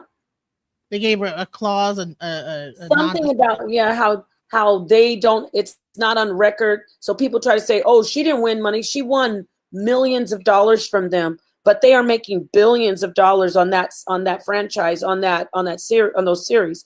But I just want to point out yet another oracle of a melaninated woman of descent, of African descent, meaning, you understand? She has that gift that is there, the gift as a symbol, the gift as an oracle, and she also had her prophecies stolen from her. I just want to say that. Go Yes, ahead. Thank you for letting me exactly. point that out. Yeah, that's amazing. That's crazy when you think about it. And then what does she have in the Matrix? The Oracle Yep. that actually gave the power to Neo. So Yep. so it's crazy. And what Isn't color that was the amazing? Oracle? What The color was the Oracle was a Oracle black giving the power woman. to She's the Neo? Oracle. So I got to introduce you to Sophia. Sophia is the Oracle. Let me tell you real quickly. I got to get this out. Listen, this woman has told me so many things that I've been like, you are the truth. I introduced her to my friend, Esoteric Thoughts, rest in peace and power. The week before he passed away, I'm getting goosebumps. She told him, you're in danger. Your life is in danger. I see you in grave danger. You have to try to protect your life. I see death coming for you. I think it was in less than a week my friend passed away. Less than a week. And he knew he was in danger, not to get too deep, but he was like, technically it was because of, he had heart failure, but some people were threatening his life. They were threatening him through the, what's that church? I think it's 7-Day Adventist. Anyway, not to get too deep on that side, but she told him, I see death coming. You're in grave danger. Less than a week. Within a week, my friend was gone. It was so she is a real, and that's not the only time she said anything to that I knew. I was like, damn, you are 100. Whenever she tells me something, I listen. I'm like, okay. She told me, I need you to pray this. I need you to pray that. I need you to keep yourself protected, and I did it, and things went well for me. So I just want to put that out there. I'll introduce you to her. We'll bring her in. I really love her, but she is an oracle that had her information once again stolen from some men came in and took it and used it and tried to lie and say it was theirs. So yeah, crazy. But you know what's so crazy? Like, it's interesting. Like I said, like she, of course, I'm sure that she, look at how many things that are in that particular series that are coming true now. Everything. Oh my gosh, I'm getting People emotional. are just now saying that that we're in like a matrix. We're in like that we're in a holographic universe and all this different stuff. You know? She predicted AI. Look at what she said. Look what she showed. In the Matrix, it was the meta, that meta world, like people just plugged in. She predicted it. Yeah. Yes, that's her. I want to give a shout out to Miss Sophia Stewart. We got to give you're her gonna love her. She's an oracle. She is the truth. She tells the truth. She even says that David in the Bible. I love being a woman because we can see things if we look closely at it. Men, you can do it too, but I'm not going to take away from us. We really can look. That's why people said, let me ask I want to ask my wife about this, or let me have my daughter look at this. It's certain things that women can see. And she said David in the Bible was using bullets, and people think, oh, that's silly. But that makes sense. I'll never forget when she said that, because what is a bullet besides just a projectile, like a stone, right? Mm-hmm. Propelled with great force. Right. And that's what he was using in a lot of his battles. And I just threw that out there. That's just one thing that stuck with me about her. But she's just great. I love her, and she's had her information. They have taken her as the oracle. That's her, beautiful Sophia. And they we got to bring her on. She's due. We got to bring her. Yeah, we have to give her her props, her flowers, everything. Yeah. But it's interesting. Like I said, listen, they have to tell you what they're doing. So that's pretty much what they were doing in the Matrix. They showed a woman smoking a cigarette as the oracle, an older black lady. Of course, they had to make her light skinned, but hell, what they should have did. But she was the one that had she was, what she was also, she wasn't just the oracle giving the truth. She was the the mother, like the guardian of all this, the ones who were special and enlightened and knew the truth. They came through her. She would show up even in the matrix. She could transcend all different realms. You get it? Right. Yeah, it's great. So, And that's so the like I Holy, said, that's the Holy Spirit, by the way. well, like I say, right? I was 'cause they talking don't about want the to Holy they Spirit don't want to talk earlier. about the Holy Spirit being a woman. They want to make it seem like that it's all three men, you know, three male entities and gender. Yeah, I talked about that earlier. And that's why we can, you know, I'm not saying men cannot connect with the Spirit, but the Holy Spirit is the feminine aspect of God. And then they don't like to hear you say the Shekinah. Everything that is feminine or rooted in the Holy Spirit and the mother, they say, oh, that's evil. That's witchcraft. God said that's wrong. Where did God say it's wrong? You mean some person who came in and tried to lie to you and tell you that there's just a bunch of males in the Trinity? God has no feminine aspect, yet God creates. Women come out of the, or I shouldn't say come out of, feminine is within the consciousness and the universal mind of God, right, Genesis? Yeah, absolutely. Yeah, so, And you know, it's gotten so bad with this, and I don't want to bring up the manosphere again, but I'm just gonna like just make it completely, you know. you can bring it up got as so much as you like. Just don't say any of their names, because then they're like it got so zombies. bad. It got so bad that this one person that I was talking to, when we said that you know that the X, the Y, well, X and Y, they were saying no, that the female comes from that because the man has both X and Y, that the woman comes from the male. And I'm like, well, how? Show me how that's even possible, unless you have to, like, how did, I mean, do you say hocus pocus and then a woman appears? Like, how does a female come from a man? I mean, it is like there's men don't have any kind of reproductive organs to be able to bring forth anything except for that they plant the seed to. But how, if all life came from a man, then how is that possible? Well, we know that in ancient, I'm talking about biology now. Before there was an XY, everyone had what we can call XX. It was something similar. It wasn't specifically XX, but they were the prototype to XX chromosomes. Males had the XX and females had the XX. The in the evolution of our species, males, the second X started to degenerate. Okay. And when the second X started to degenerate, then we had the Y, and it's still degenerating to this day. Did you know that? Yeah, they say it's about to go away. I heard.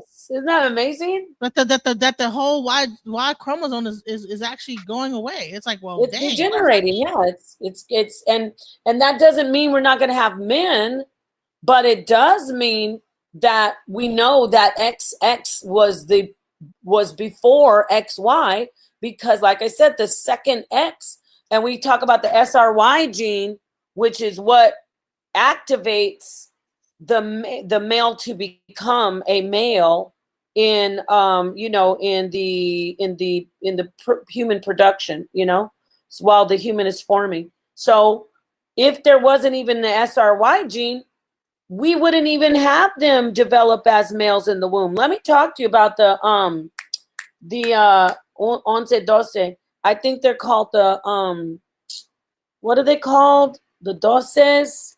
They're basically young women, girls in the DR, in the Dominican Republic, that turn into boys during puberty. They're, girl, yes, the bodies. We're talking amazing. Okay, they start forming their they close up.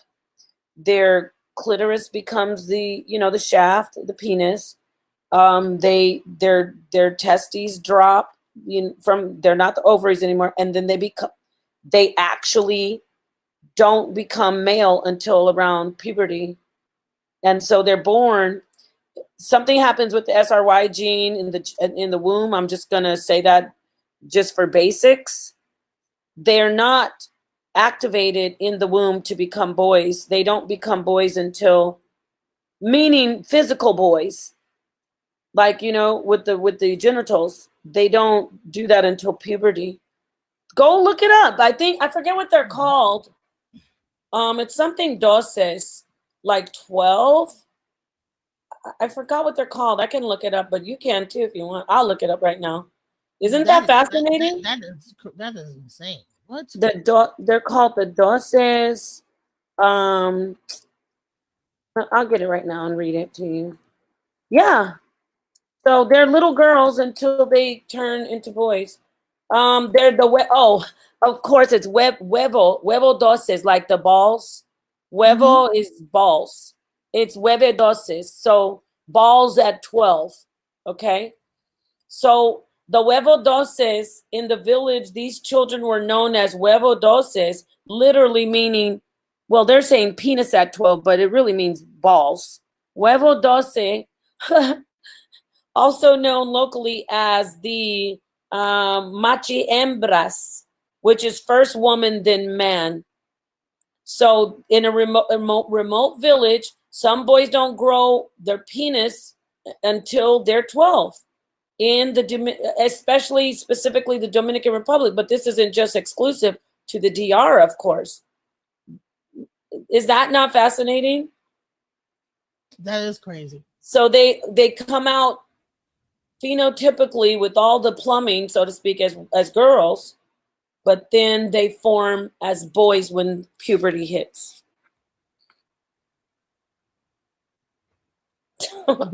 Wow.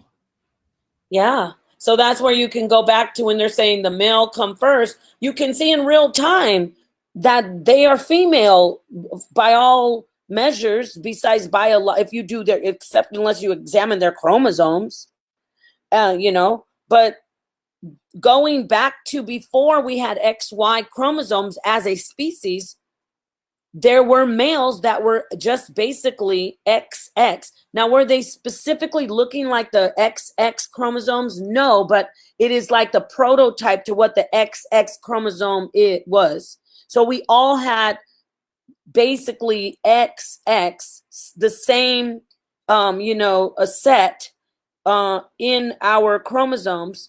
But one group of us started to have the degeneration of the second X, which is now the Y chromosome. Boom. So you're on the right track. When we were talking about this, they brought up the archaic X and all this other stuff. Have you ever heard of the archaic X? Yeah, the archaic X is so what that's going with your argument. I'm talking about archaic X. There was no Y. It was XX chromosome. It wasn't. That's why I'm saying it wasn't exactly like what we know as XX today, but it was basically we all were X chromosome, meaning we were all what women are today, XX chromosome. But the males, their second X in the species degenerated, even though they already they would form the genitalia. That's what is known, that they had male genitalia, but their chromosomes were not XY, right? They didn't have XY chromosomes. Okay. It's pretty fascinating. Why? What did they say about the archaic X? Hold on. Let me just because I was trying to find it so you could hear it, because it was so much being said, because I never even heard about the archaic X until they had to, because it became like a like it just got so I had never even heard of that archaic X before this conversation. What am I saying? Like, what are we going? What are we doing here? I'm talking about there was a priesthood of women. That these are human, really real living beings, not like just like the discussion of Osiris and this, that, the other, and this. I'm talking about the priesthood of this whole thing, not just the beings that stories were told about. Let's go. And so, you heard of him? Ptah, yes. He's the one that created the universe with his word. So this So what desire, about the Olodumare is what it's called in Yoruba. Pata, Olodumare, same thing. Let's go. The waters. What about you're saying that before there was water? The water beings you're talking about, we just named the four. They're the Agdawas. In the language they call Khamenu. The Khamenu. So are you trying to say that we're not in a water plasma-ish universe? That this is not like everything is a fluid. So what came prior to the water? Just the creator. The creator that created the water. I just named them. So was it not triple darkness? Absolutely. And triple darkness is a feminine thing. It was. Okay, was that triple darkness a combination of male and female? That triple darkness doesn't have a gender. That created genders. But according to like Yoruba, triple darkness is a feminine energy. That because it's like the water, the femininity was first. Then it was masculinity. Like this is so what happened. So what's happening is I'm doing a show. So I'm trying to get to the part where we talk about the X, because they wouldn't even admit that there was even that they got to the point where like no. Right, but just like you have Olokun from the depths of the deep water was a thing that was a combination of male and female, and then all of the life that sprung from the waters, from the depths of the deep and the darkness of the waters. You know what I'm saying? It was like it wasn't just a male or female; it was a both. It was a combination. Just like you think of amoeba or whatever, like kind of a weird, like thing, energy that it has both duality, right? So that comes thing. Even when you here's the thing. Even when you talk about these beings that were a combination of male and female, right? I mentioned that. I mean, I mentioned that. That's what we are.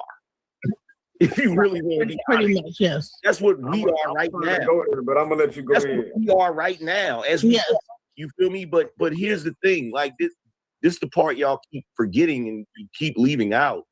At the end of the day, you still get female from male, not male from female. What?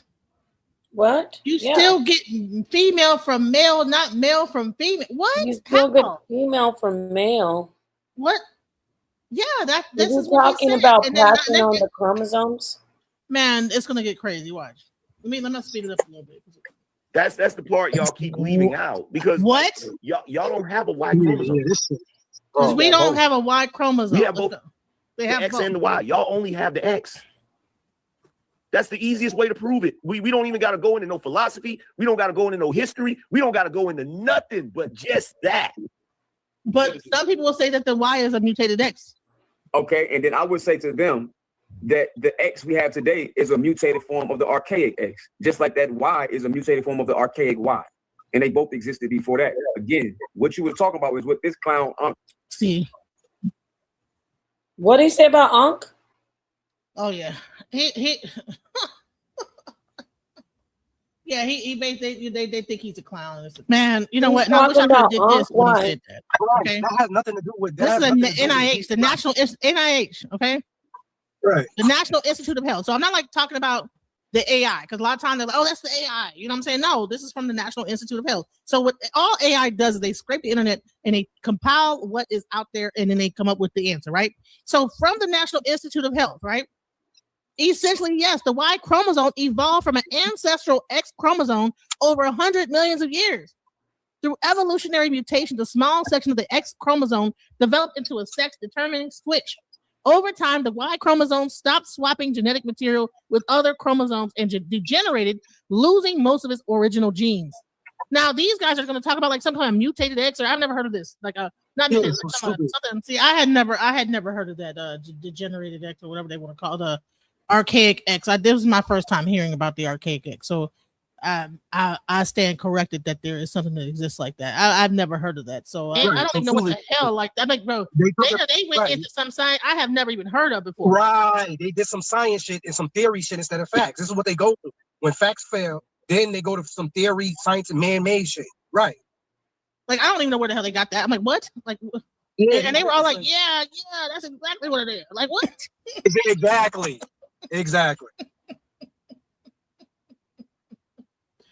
But anyway, so because they were really anti 607 the whole way, like everything he was saying, they kind of like just was going in. Let's go. Well, what was he saying? I'm trying to get to the part where he got to finish because I was stopping it to explain that some of the women are better than each other. That's not where I'm going. Hold on, fair enough. You said some can mutate to get worse, or some can mutate to get better. So let's look at the mutation. Do men have more survival skills than women? Oh man, see, this is what the y'all. It never fails. This shit never fails. It never fails. This shit get worse and worse every time. So. Yo. So yeah, they went from the X and Y chromosome to survival skills and I even explained to them that actually the best hunters were the grandmas and etc. Genesis. Oh, my bad, Genesis. My bad. Yo, I even. It's like what? Like, yo, so like now we're gonna move the goalposts into. So even though we talked about they had to say, well, there's actually a mutation of the X chromosome. No, it actually was a Y. It's like, bro, what? Based on what science?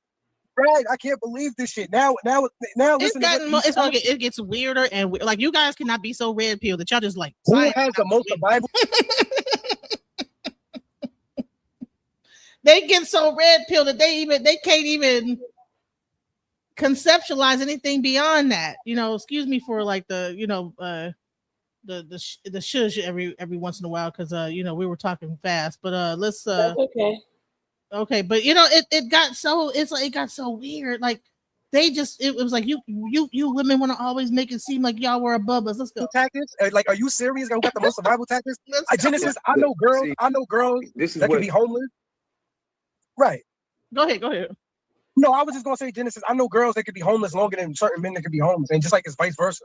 So you can't. What are you talking about? Who can have survival tactics? It's all about your traits. It's not about gender. It's your characteristics. It's about if you have the tools to do it or not.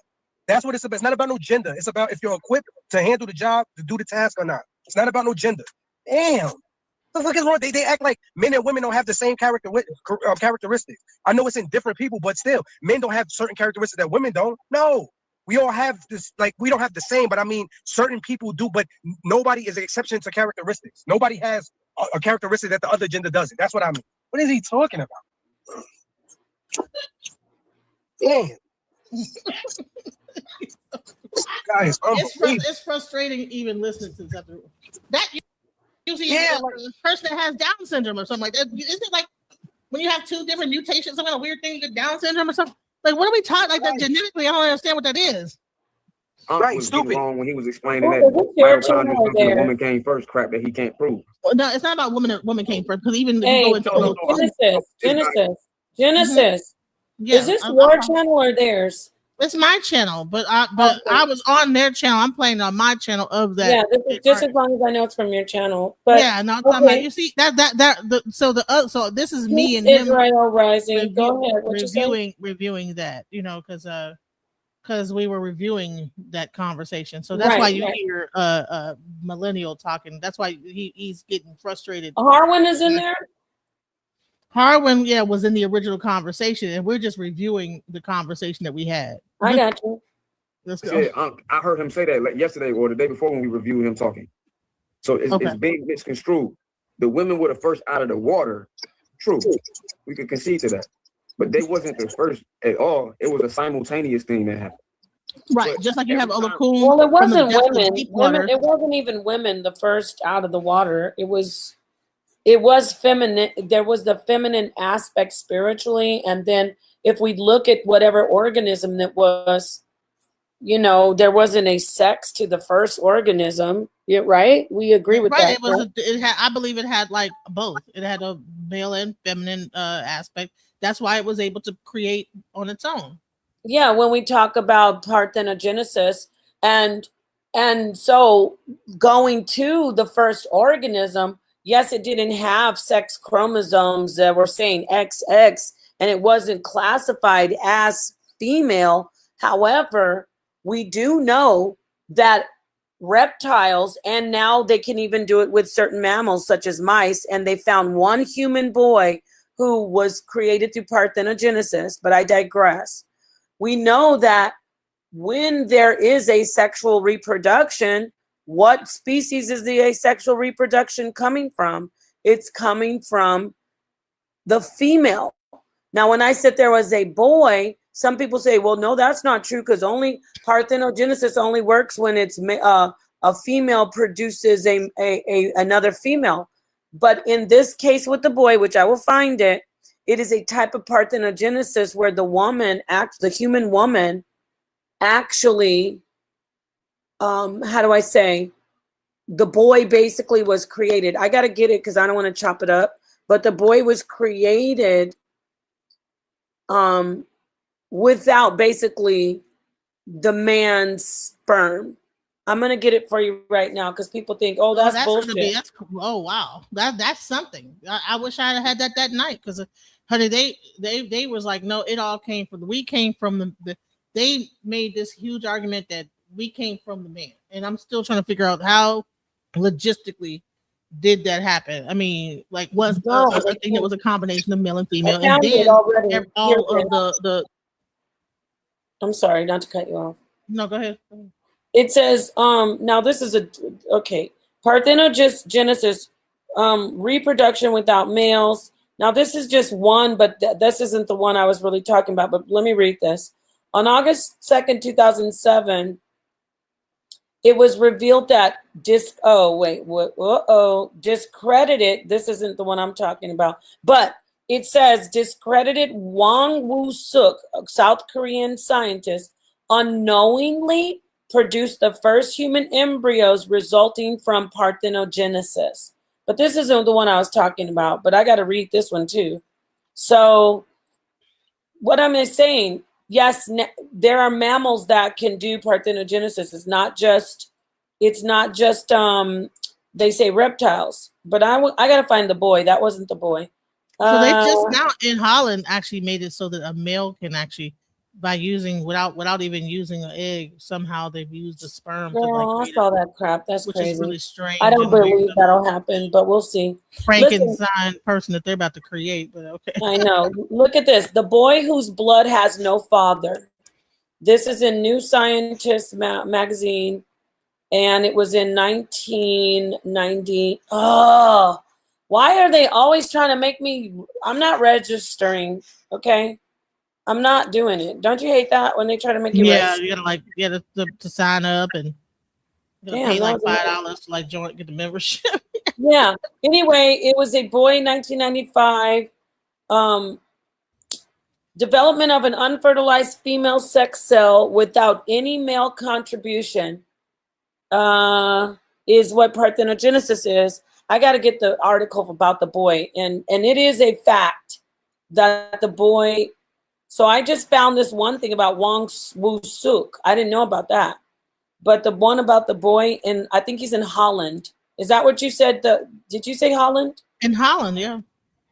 No, this that's in the Netherlands or Holland or somewhere over in that region right now, either Netherlands or Holland. They have created a way for, like, I think, to make two sperms make a baby. I'm like, how? Like, well, okay, all right. So basically in the lab with the Korean guy I'm listening to, they're doing, this happened, when I talk about the boy, it happened with a woman naturally. But this stuff that we're seeing, the parthenotes, they're creating embryos in a lab without male sperm. Yep. Human embryos without male sperm. Wow. Yeah. So they're cultivating it, the embryo, the ovum. And I don't know how they're doing it, but it's happening. So let me see. This says first human produced by parthenogenesis. A new hypothesis may explain human parthenogenesis and ovarian. This is happening, y'all. This makes men scared and upset. I'm laughing because I could just hear the brothers out there. They want to do it without us, y'all. Okay. Honey, it ain't even us doing it. It's these scientists doing all this wild stuff. Scientists, yeah, because it's possible. And it's probably male scientists that's doing it, not even female. It's men that's doing this crazy stuff. Of course, it's male. Right. Damn, this is crazy. All this information. We got to go over this. I can't. I gotta suss through all of this before I just start jumping in. But I know about the boy. The boy was created in the womb, but the sperm didn't fertilize. I forget how it worked. The sperm didn't fertilize him, but this thing wouldn't let me read it. Let me try one more time.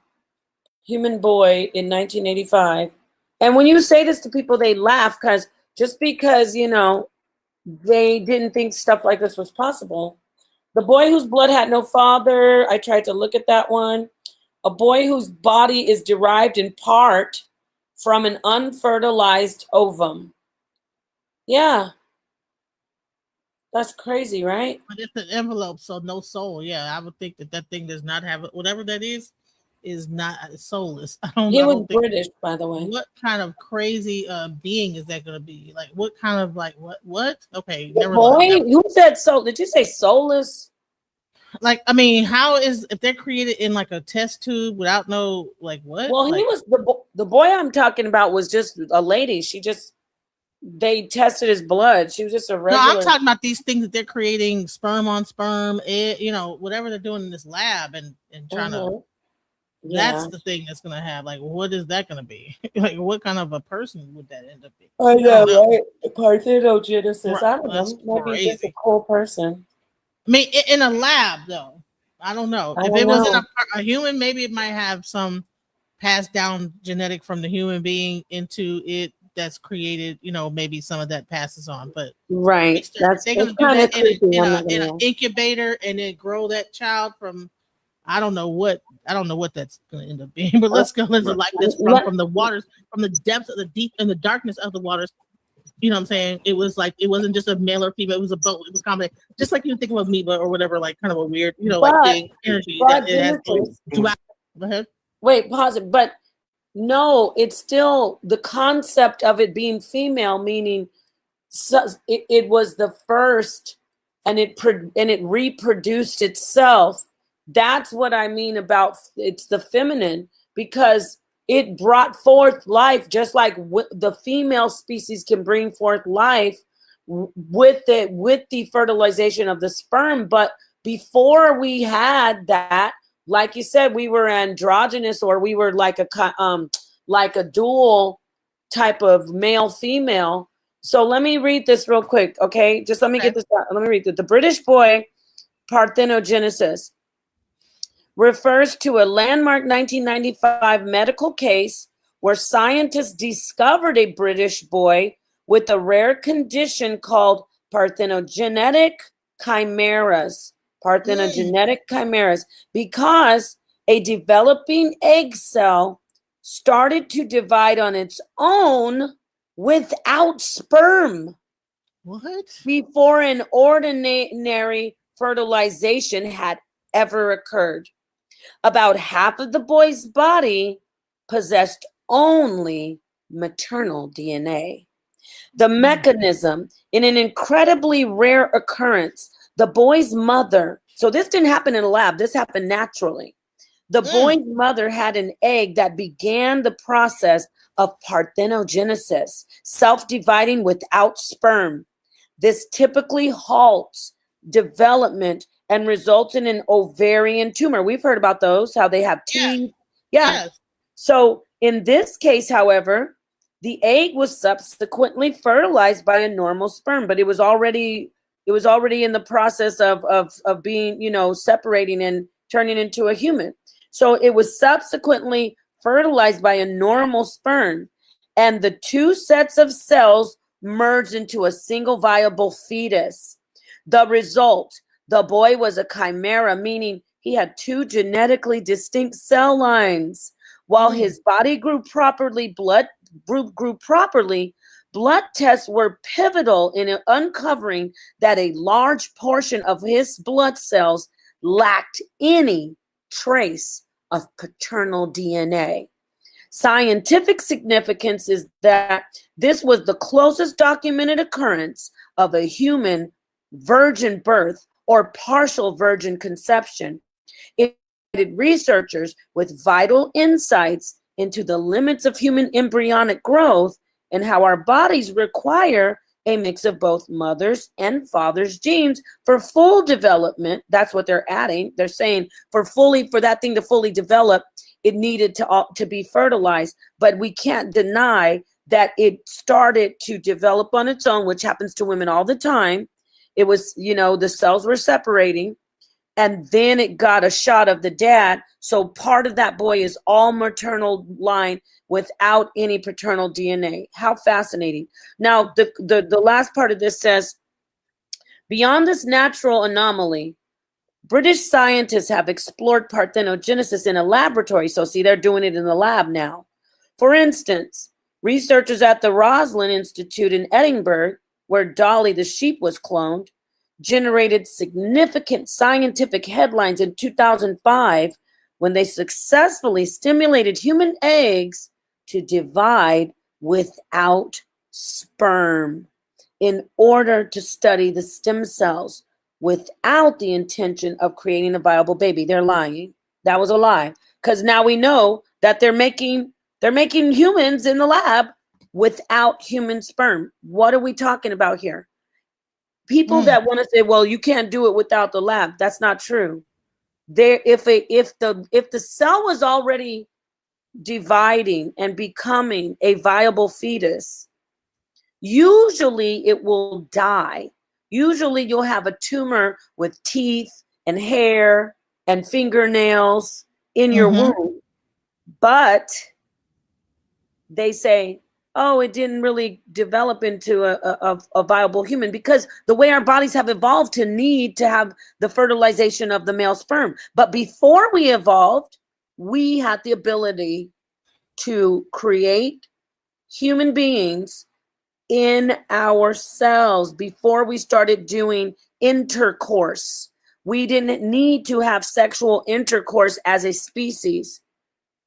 Isn't this fascinating? So, of course, going back to this organism, I know I'm talking a lot, but let me just get this last part. In this organism that we talk about in the beginning, people will say, oh, well, it wasn't male or female. It wasn't labeled male or female, but we know it's the prototype of the female because life comes out of us. So it was the feminine, it was the female prototype, not the male prototype. The male is an evolution out of the female prototype. How do we know this? Because they have a degenerating X. They have a degenerating second X, which is now a Y chromosome. But if you look at different scientists, they'll say, oh no, the XY chromosome was always present, but there is an archaic X only. Well, duh.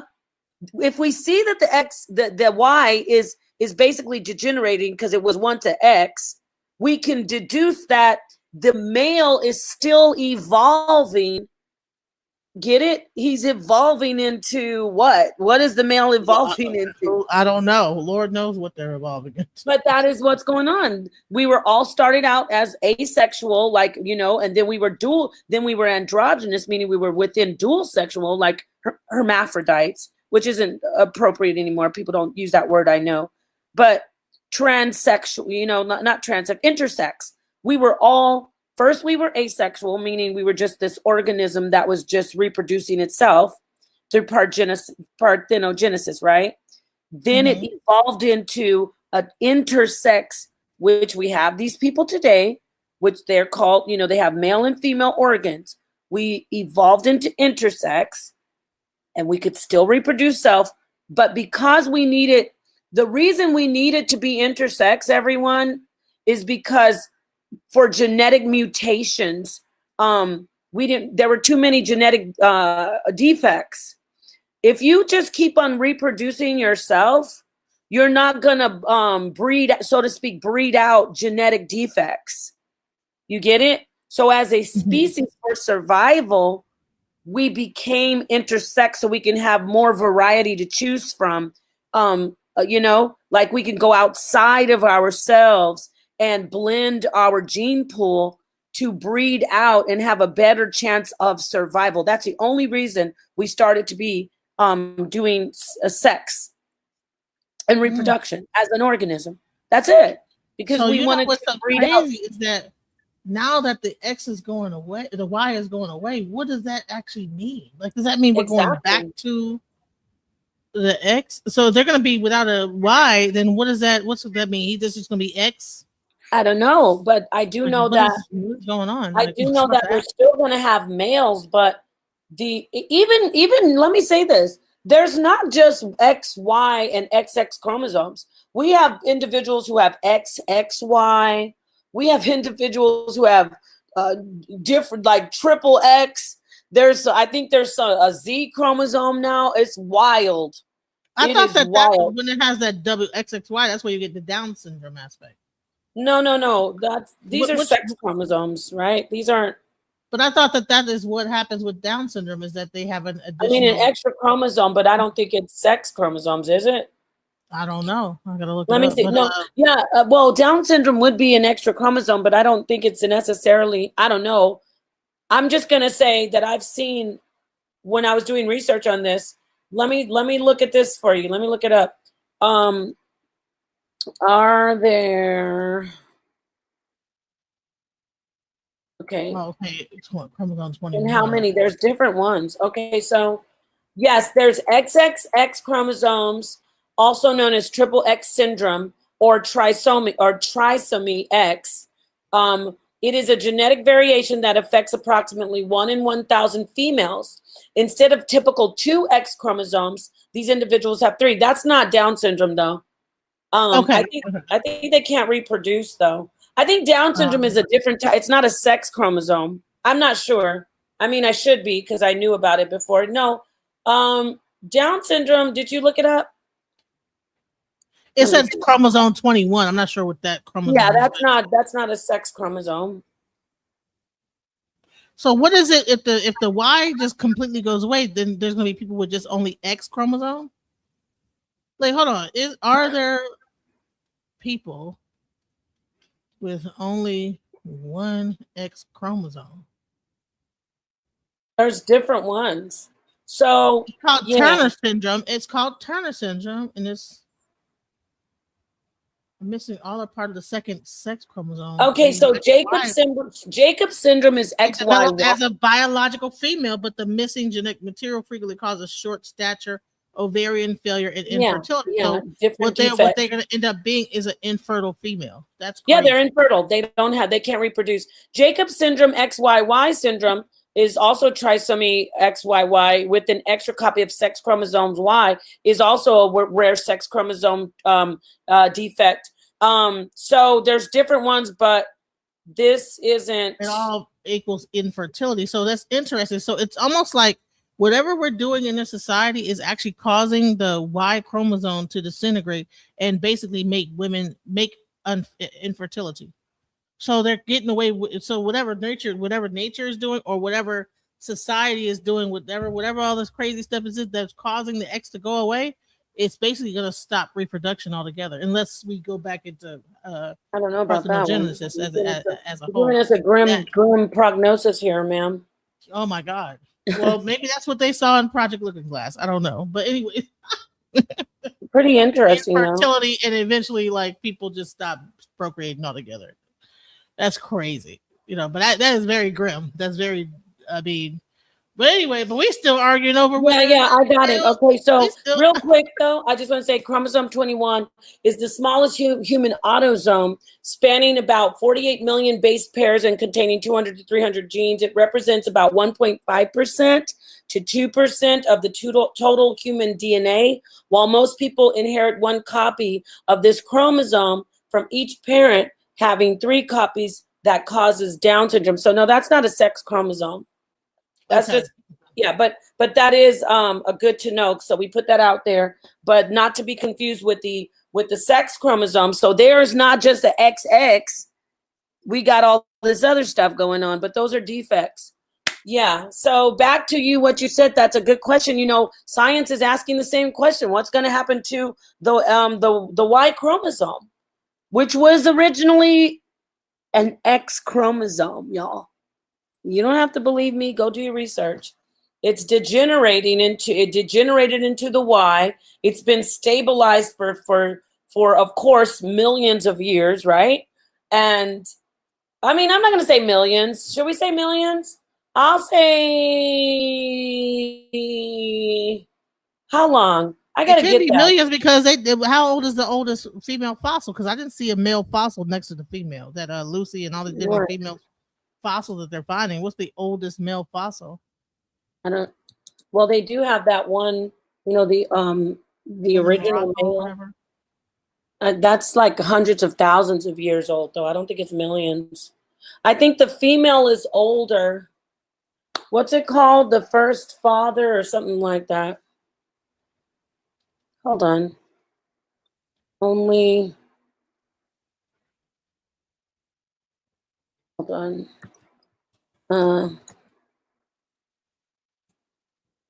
Hold on, y'all. Okay. That's saying what 300 to 33,000 33,000 years. 300 and yeah, around 300,000, right? The male. Okay, so it says the Turkana boy, Homo erectus, discovered in Kenya, is a 1.5 million year old fossil. Is the most complete early human skeleton ever found, and it has a near perfect look at the adolescent male's body proportions. Okay. But he had XY, XX, or XY chromosomes. How old was it? Millions of years ago, you said? 1.5 million year old. Oh, yeah, okay. It's Wow. called the Turkana boy, and it was found in Okay. Kenya. Modern humans lack Neanderthal. 1984. Yeah, that's this thing. Of course, they're gonna make a whole out. They're gonna put like a little face on it and everything like that. You know. Yeah, the X chromosome is like solid. And then we have the Y chromosome. I think it has like, the X one has millions of, I gotta look it up before I start talking. We're gonna look at this Turkana and see what its chromosomes were, but Okay. Interesting. You want me to share it? It did it have an XY chromosome or XX? I don't know. We have to look.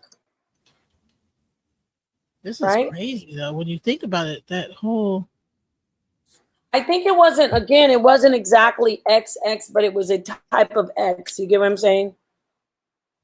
It wasn't a Y. That's my point. There wasn't a Y present. see, they're gonna say see,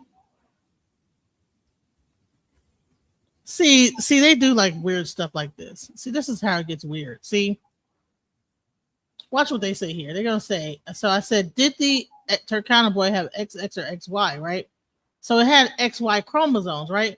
But it says, although ancient DNA, aDNA degrades over time and cannot be extracted, his biological sex is known to be male. This is determined by the distinct anatomy of his pelvis. No, see, then they don't male know. shape, even though so they did not. Why Because don't he they was just say male. they don't So know? they did, yeah, that's crazy. That's crazy. They don't know. They didn't do it. They can't. DNA doesn't even test that far back. That's what I was even telling outside the cube. The DNA can't even tell you what. But they'll be like, oh, because it's the way his pelvis was shaped. But So then, it says, then they'll automatically give it XY, but they didn't actually do a DNA because they can't go. They can't test past, I think, 300,000 years. listen to this. The X chromosome spans about 155 million DNA building blocks, base pairs, and represents approximately 5% of the total DNA in cells. Huh. This is from medlineplus.gov. And then on the genome.gov, the genome website, it Check says this out. This is how you know it's some bullshit in the game. Do you see this? It just said that the XY, that the boy had the XY chromosome, right? It just said that. Yeah.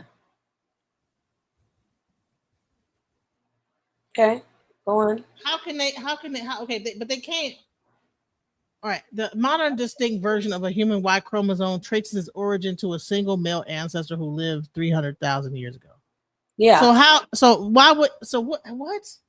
Yeah, that's what I know about the 300,000 years.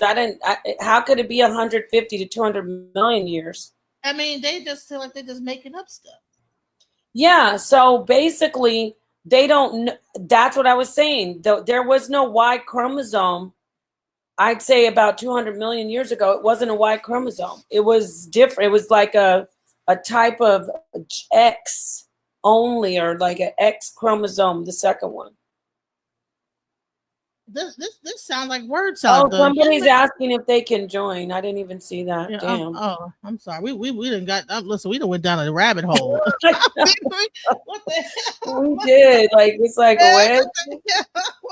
Like, can I join, y'all?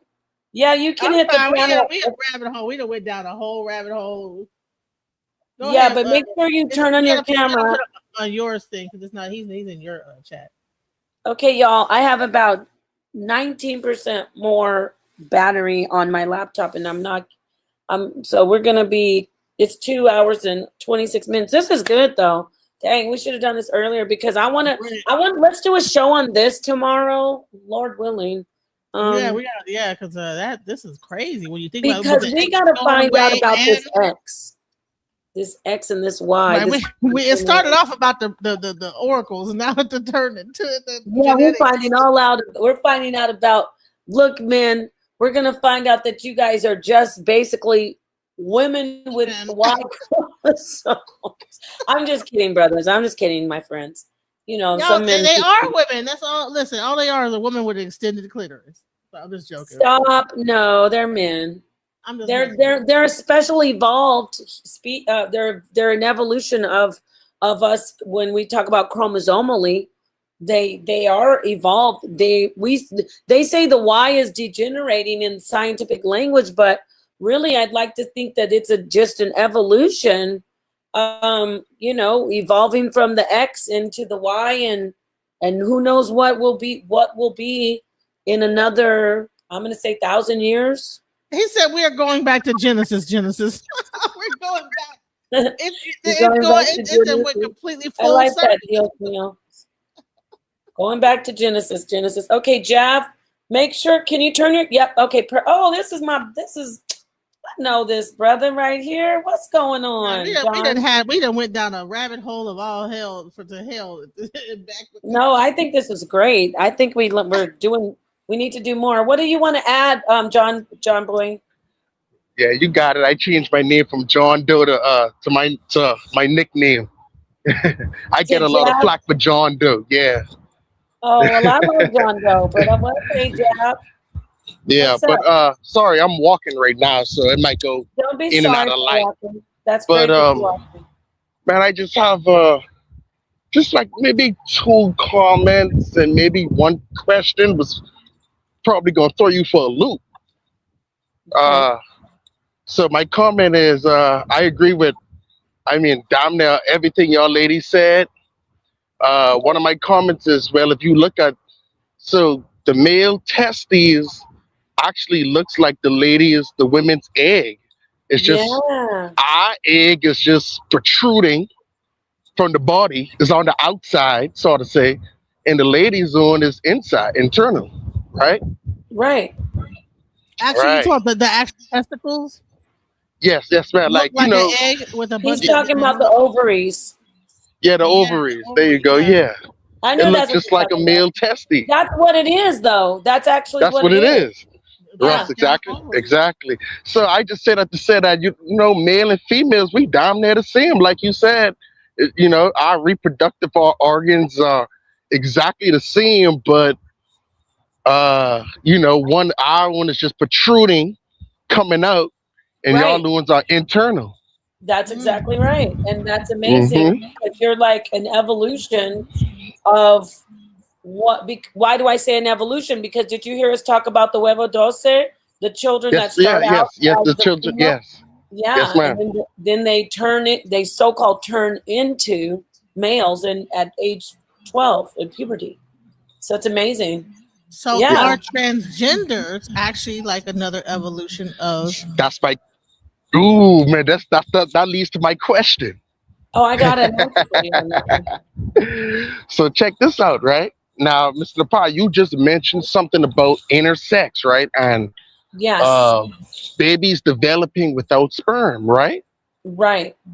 So when you hear the LBGT community says that I was born like this, Yes. males, I was born like this, I was born G or Yeah. gay or whatever, I was born trans, I was born this way.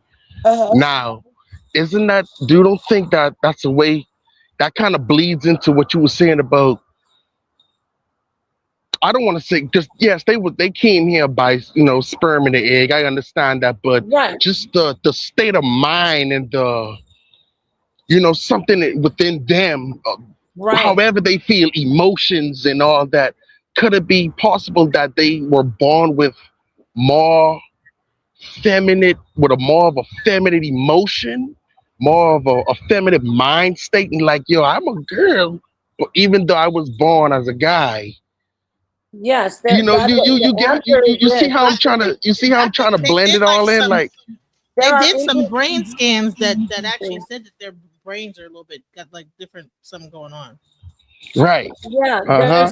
there's intersex people who 100%, some of them they do have like a chromosomes. They check their chromosomes and they find out that they do, I think I said intersex. They find, Yes. oh, this boy is intersex.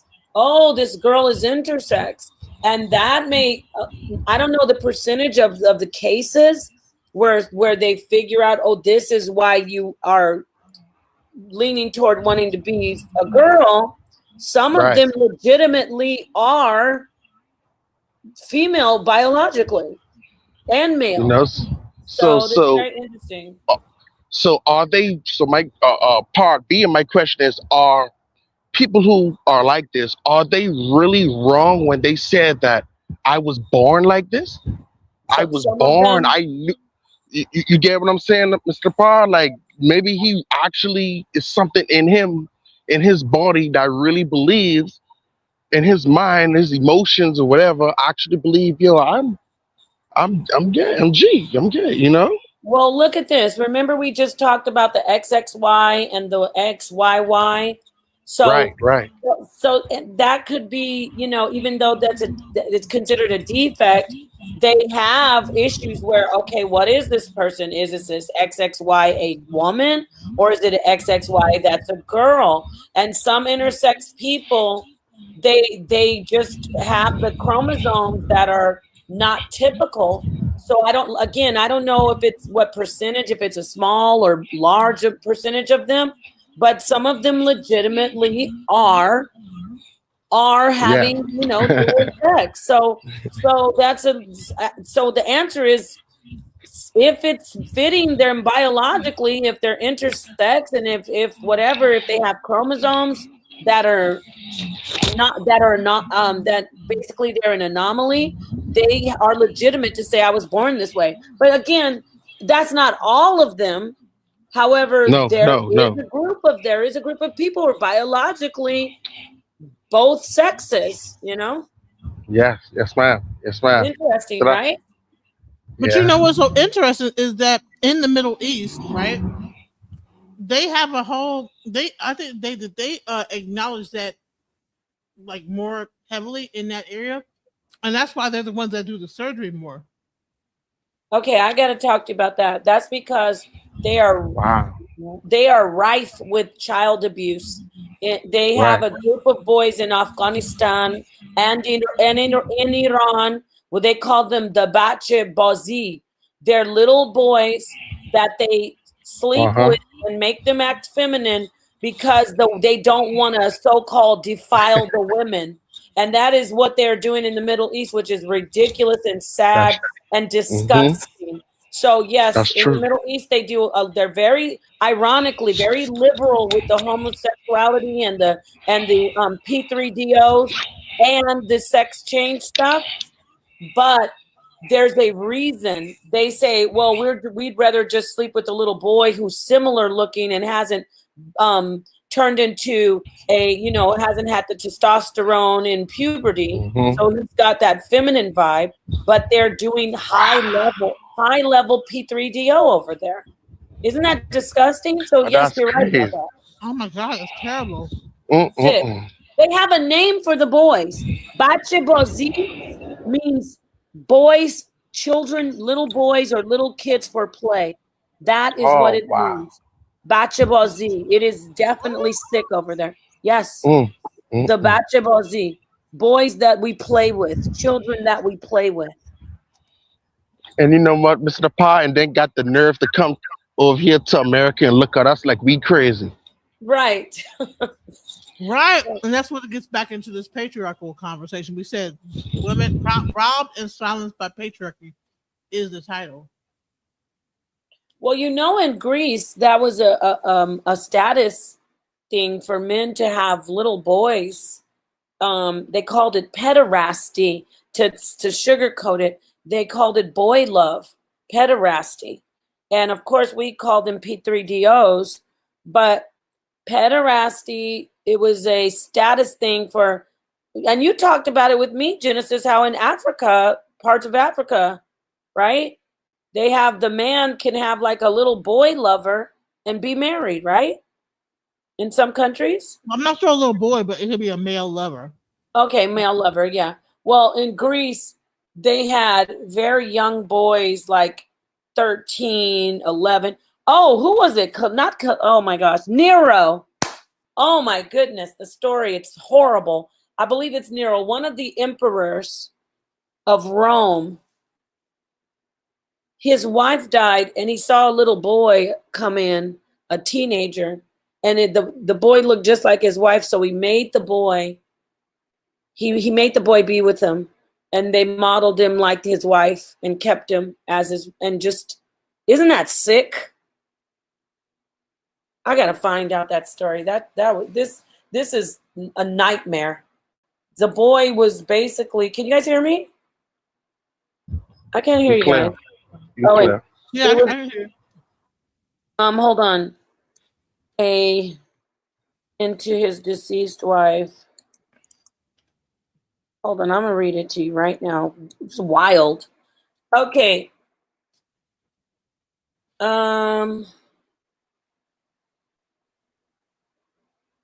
Oh my God. Emperor Nero, a young slave boy who the Roman Emperor Nero castrated and married. Yes, and he met him in Greece, y'all. So I told you that was their vibe over there. So it says he castrated the young slave boy and turned him into his wife because he looked so much like his deceased wife. It says this was allegedly a result of the resemblance to Nero's late wife, Poppaea, the one he kicked to death while she was pregnant. Yeah, he was a fool. He was a complete fool. He blamed the Christians for the burning of Rome when it was his fault. So this is sick. I was trying to find the Europe divination tool.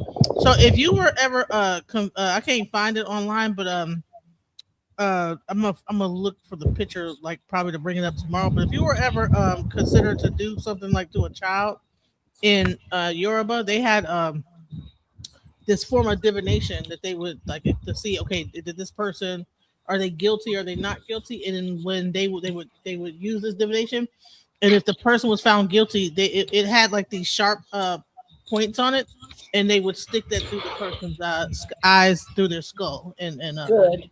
Yeah, sounds beautiful. On that note, I love that. He was not down with that. We need to bring that over here. But I want to go ahead and we're going on almost 3 hours. We're at 2:40, so let's close out and do another one. It's talking more about this X chromosome mystery and the Y chromosome mystery tomorrow. What do you think? Yeah, this got really good. This is really good. It was really interesting. So yeah, this was great. Good topic. Great topic. Yeah, thank you for coming in, Jav. And we didn't get to finish to talk about. Oh, you know what? That was actually the end of it when it talked about the black woman who wrote Shakespeare's plays.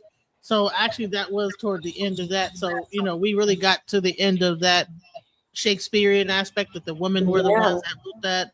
And so it actually, yeah. So that video was over after that anyway. So that Well, yeah, and that was good information because I didn't know that she was actually a Black Jew, meaning they're saying Jewish, but she's a Black Jew.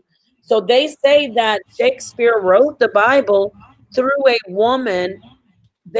Sometimes they say that Shakespeare wrote it for King James, and then we hear that a woman wrote it for him. So this is so interesting how we're unraveling all this. Thank you so much for bringing this up, Genesis. We got to do more tomorrow. We got to talk about this X chromosome and this Y chromosome.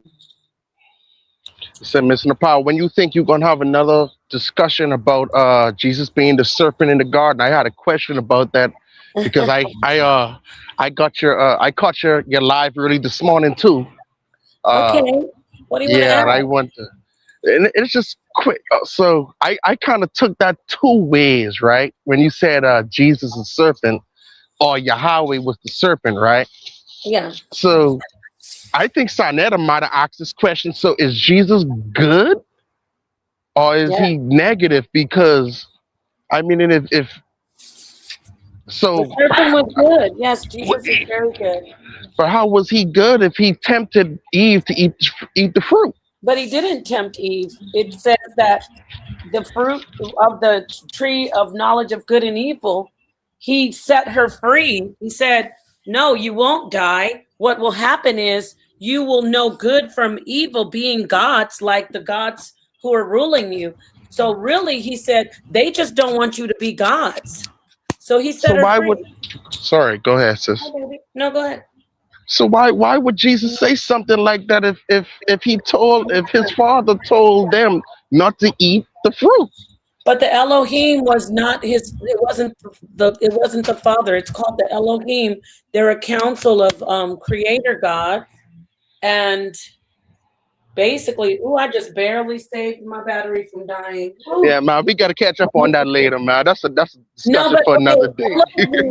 Elohim were a group of spiritual beings. Say they're spirits, right? In the group, there were good and bad spirits. Jesus and his type and the good spirits like Gabriel, Michael, Raphael, they were the good spirits. They separated from the Elohim, which were with Satan. And those Elohim said, don't you learn good from evil. You know how Genesis and I are talking about how the women had all the knowledge and this power? So they wanted to guard it from everybody. They didn't want everybody to have that knowledge. They didn't want everybody to know good from evil so they can be good powers and gods and judges. So they said, you can do everything you want besides eat from, meaning learn the difference between good and evil. But Christ or the serpent goes to them and says, why do you think that you shouldn't eat from that tree? They say, well, because we were told not to, that we'll die. And then Christ says, no, you won't die. That's not true. What will happen is you will become gods like the Elohim. So when she saw the tree in the text, it literally says, Eve looked at the tree and it was good. It says it in the book. That's right. She looked at the tree and it was good. And once they ate from it, they understood, oh my goodness, we're walking around here, we're not covered in the protection and the knowledge. We're naked. So what did they do? They clothed themselves in knowledge and in, protection. So that's the symbolism, whether they were literally naked or not. Who wants to just be walking around bare ass naked? You want to look at stuff, oh, damn, I'm naked. I got to cover myself. So then when the Elohim, which is the Satan, the wicked one, when they came, they were walking through the garden. And in the scripture, it says, they heard in the scripture, it says, they heard God, the Elohim, walking through the garden. When you go to Ezekiel, I think it's chapter 34, it says it's talking to Satan. It says, you were a beautiful angel clothed in jewels, and you, not angel, but a beautiful being, whatever. And you walked through the garden. It says it in Ezekiel. So when you go back to Genesis 3, they heard the Elohim walking toward them, and they were afraid, and they hid. And when they hid, the Elohim said, you know, why are you guys covered yourself? Who told you were naked? Think about that statement. Think about that statement. Man, this is man, I get it. If got I what come to you you're and I saying. go, why the hell are you naked? Like, that's a bad thing for you to be somewhere naked. You're out exposed to the elements. And even mentally, you want to, like, we just, you know how we looked up all this information? We were naked before we knew the information. Once we get the information, we're no longer naked, and we can judge and use that information to be able to make good choices as gods, as rulers. So I digress. So when the Elohim said, how did you know that you were naked? And they said, the serpent. That's another Elohim. Hold on. Let me show you something that's gonna be even crazier. Check this picture out I just brought up. Brenda Pa, you got to do another review on this, man. I will. I got so many questions, man, because damn, man, that shit is. Yeah, we got to get into this some more because people. I love the discussion. Did you see what that says right there? The 900-old church artwork depicts the forbidden fruit from the Garden of Eden as a great mushroom, not an apple. Okay, I'm not mad at that. Hey, because what a mushroom what do mushrooms exactly? Yes, I was just saying the same thing. They enlighten you. Yep. They If you take the right one, you might have a whole hallucinating everything. You know, you have a different level of spirituality, though. They take you on a real spiritual trip. So I'm not opposed to people saying it's a literal type of fruit body of a mushroom. Right. But I'm saying with the information is what we're talking about. They were given knowledge. How can a benevolent God not want you to know good from evil? When you raise your children, you say, no, that's bad. Oh, no, that's good. Oh, no, that's bad. Because you love them, right? Right. And at the end, that was cool that you showed that, Genesis. At the end of the chapter, they say, oh, damn, these people reached out and now they got the knowledge of good and evil and they're going to be like us. I thought you said they were going to die. That's why you didn't want them to eat it. Now you're telling the truth at the end of the chapter that you didn't want them to eat it because you didn't want them to be like you. But what's crazy is that how we do our kids, though? Ain't that so? Whoever these creatures were that was telling us, it's almost like they did us like kids. Like, don't touch that. Don't do this. Don't do that. You know what I'm saying? Yep. So, Mr. Pa, was the Elohim, that Elohim, was he a fallen angel or something? Part of Lucifer's fallen one-third?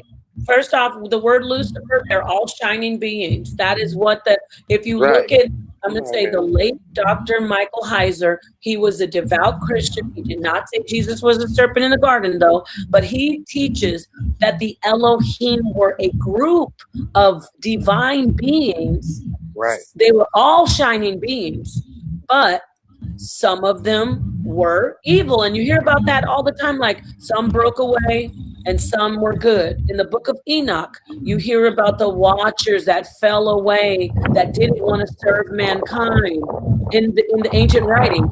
And some of them, like Raphael, first Christ, but Raphael, Michael, all of the angels that are considered archangels or archangels, they're the good ones, right? So the answer is some of the Elohim were a council of gods that they were against mankind, which we know about that today. Satan is called the adversary. Satan, in the book of Job, it says, the sons of God approached the throne of God, and they all presented themselves, and Satan was among them. Satan was one of those sons of God. And Satan said, I bet you that Job won't do this and that. So Satan right away was against mankind. just like in the garden. Some of them were against us, which were some of the Elohim, and some of them were not against us, which was the ones who were with Jesus. So that is why I continue to say that Jesus is the serpent in the garden. No, but check this out. Hold on, like check. Look, All right, check. Brian, Like I'm show gonna this. catch you later in the pod. I'm gonna Before catch you we on your go, next like one. check this one last thing out. All It's right. gonna blow your mind because now Show you this last bit and then we're Neil gonna close up. deGrasse Tyson that entered the chat into this conversation. Check out what he's saying. Who? Neil deGrasse Tyson. Okay, let's hear it. No, I'm not gonna play it. I'm just gonna show you the title of it. Oh, good. Okay, share it. I'm not Where is gonna it? play it. Oh, there it is. I see you. Oh, shoot.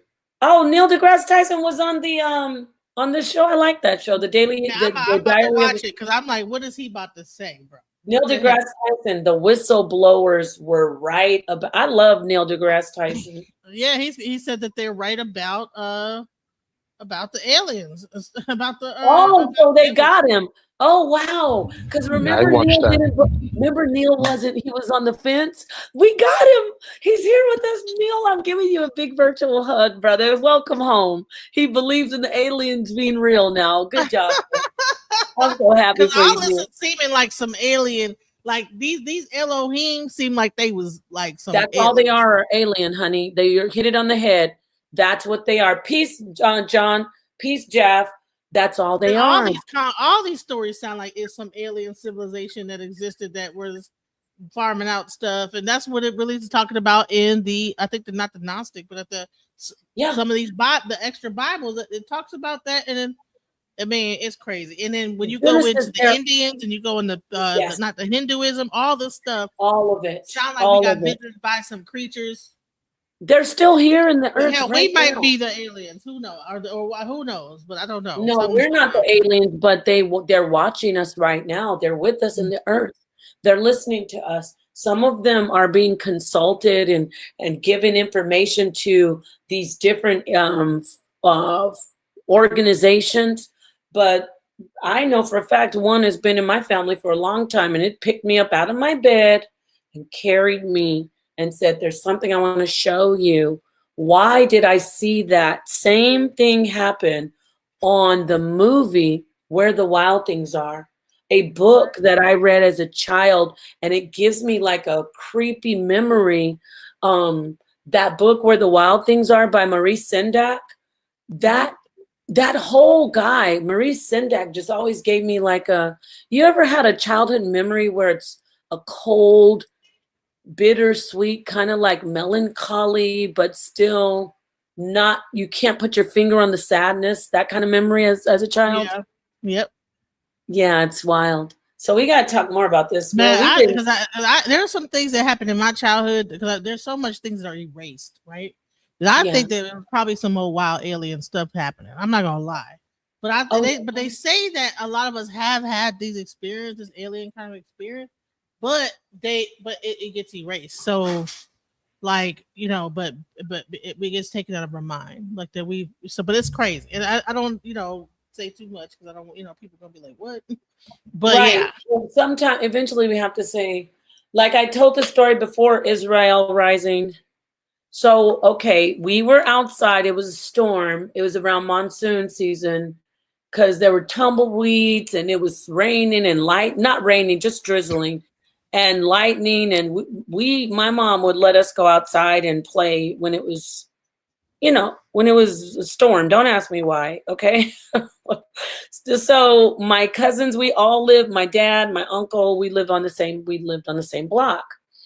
And then in the field down the street, at the end of the street was a huge field with, tumbleweeds, basically, like just imagine a desert landing, dusty ass area because it wasn't developed all the way. So something came down. It was just like what you see in the movies with the lights on the perimeter, a round, disc-like craft, probably about 5 to 8 feet in diameter. And all I remember is the dust coming up. When it landed, the dust on the ground was like blowing up. So there was air underneath it.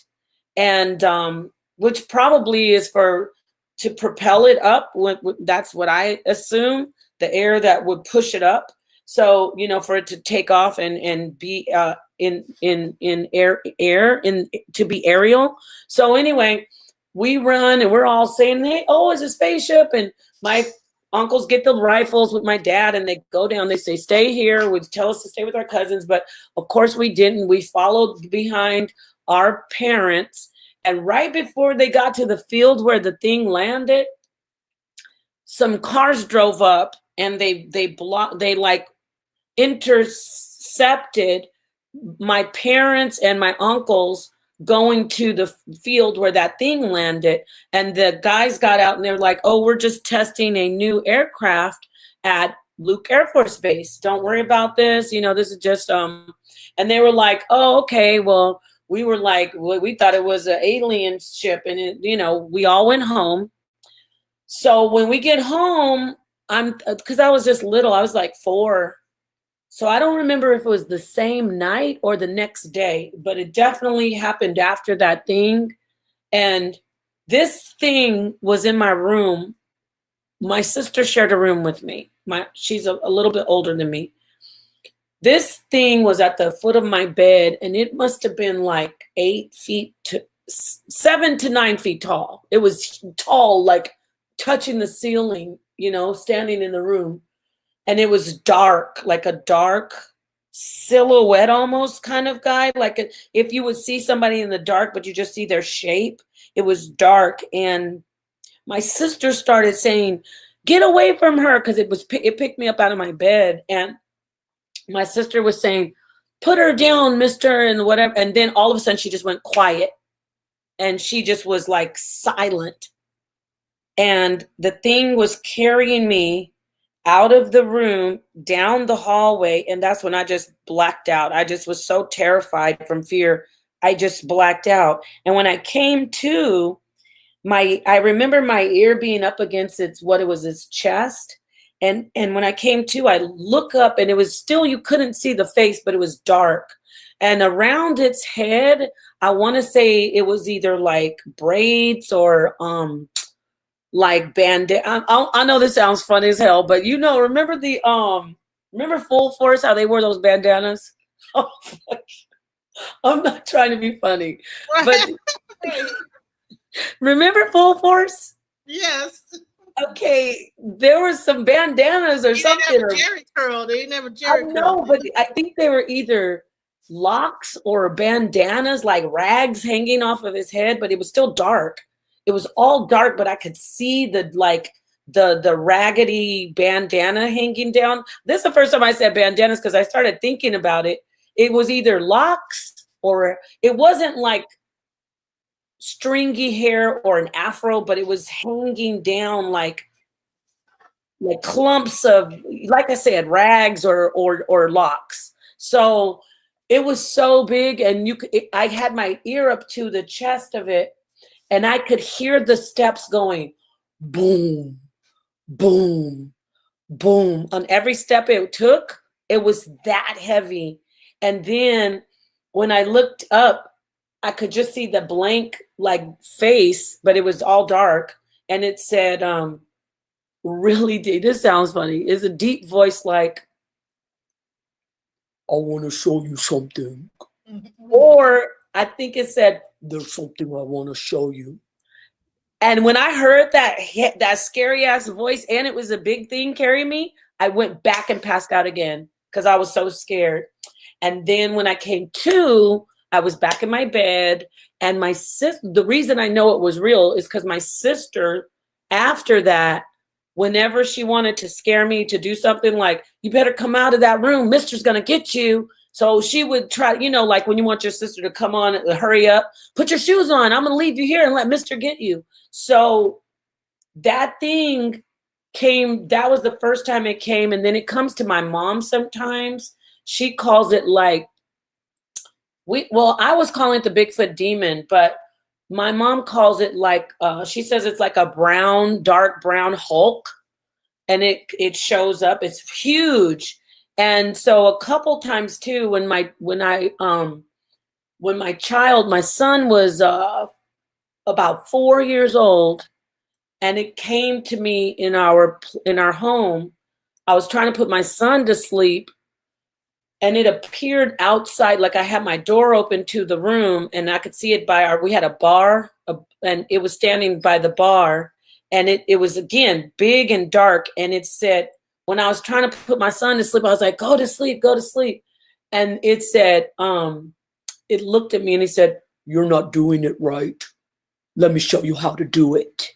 And it started coming toward me. I know that sounds funny. I can't even do the deep voice, but it started walking toward the room going, and you could hear the feet going boom, boom. And I was scared again. And my son was scared too. He's like, Mommy, he saw it. And then, back then I was saying the name of Jesus, right? But I couldn't say Jesus. I tried and I couldn't. And then once it got right close, it disappeared. And then I just said, Jesus.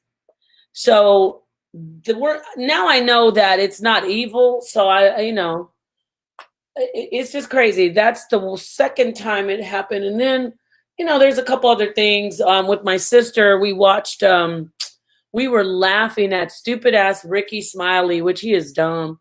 We were watching a comedy. I was married at the time to my kid's dad. And he brought a friend to meet my sister, and we were watching comedy at her home. My son was in the room sleeping, and we thought this comedy was so funny. Before my husband at the time came and his friend, we were like, "Oh, I can't wait to watch this with them. This is so funny." But it wasn't funny. It was him making fun of people's grief, saying Black people, how they act at funerals. And he was saying that there should be drive-by funerals, like drive-through. And I don't even know why I thought that shit was funny. It's terrible. But I was young, I was much younger. So we thought it was hilarious. So when my husband at the time got there and his friend, we ate dinner and we're like, okay, let's watch this comedy. When we were watching the comedy, it was not funny at all. I mean, it was just not even a little bit funny. It was offensive. We didn't even know why we didn't find it funny. And my sister was sitting next to me, and she says now that she thought somebody was standing behind her. And I thought the dog, she had a Rottweiler, I thought the dog was behind us. But now I know it was that thing, because what happened was the silhouette, a Black silhouette of a person manifested right in the center of the room in front of the TV. And of course, I was up screaming. My ex-husband, my husband at the time, was screaming. My sister was up going screaming. The dog was running from wall to wall. You could hear it banging in the room, like boom, boom, barking. And that thing was right in the center of the room. It was a person shape. It was a person, a silhouette, a dark shadow, and it was standing. And again, it was really tall. And I was, here I am, I'll rebuke you. And I'm laughing because it wasn't, now I know it wasn't evil. It was actually manifested because we were out of pocket, sitting there trying to laugh at some BS, like, why am I laughing at people grieving? But anyway, so it was in the middle of the room, and then it just like moved over, floated over to the wall. And then it was on the wall, and it went from the center of the wall. It was like a silhouette of a person, like a shadow. And then it went up to the left, like it like floated up to the left corner of the wall. And then it came back down like in a U, and it went up to the right corner of the wall. And then it came back to the center, and then it just disappeared. What? Yeah. It wasn't a demon. Somebody said it's a demon. It wasn't a demon. It was a watcher. It was a watcher. A lot of stuff happened too. I'll tell you something else. I took pictures of it, and I have it. When I was living in the same house, no, it was a different house of where when my son was little, and I had just had my daughter, a light in the hallway. Everything was dark, but a perfect circle on the wall in the hallway appeared, and it was there all night long till the next day. It was just a light on the wall. And there's a lot of stuff that's taken place. Like I forget about a lot of stuff. Yeah, there's a lot of crazy things that have happened too. So much stuff that is so normal for me in my family, you know? Do you think it's just being in Arizona? Something wild is going on in Yeah, Arizona. it's Arizona because there are people. Because there's too much wild stuff. Everybody talk about a lot of wild things in Arizona. So Arizona, you're right. Because listen, one more story. I'm not the only one who has these stories in Arizona. You're absolutely right about the Southwest. So I was younger. I was in my 20s. I might have been in my late teens. But anyway, my friend is like, oh, I want to introduce you to this guy that my boyfriend's friend. So we go out to the lake. And this is before, this is Arizona before it's been super developed, right? Because I'm old as hell. We have people riding horses in the street, y'all. And I'm telling you, anyway. So we're at Lake Pleasant. I think it was either Lake Pleasant or Sororo, but it was not developed. A lot of brush, and we were out by the lake, and it was like about 3 p.m. And so we were there hanging out. We ate, we grilled, but I kept on seeing this thing across the lake, like.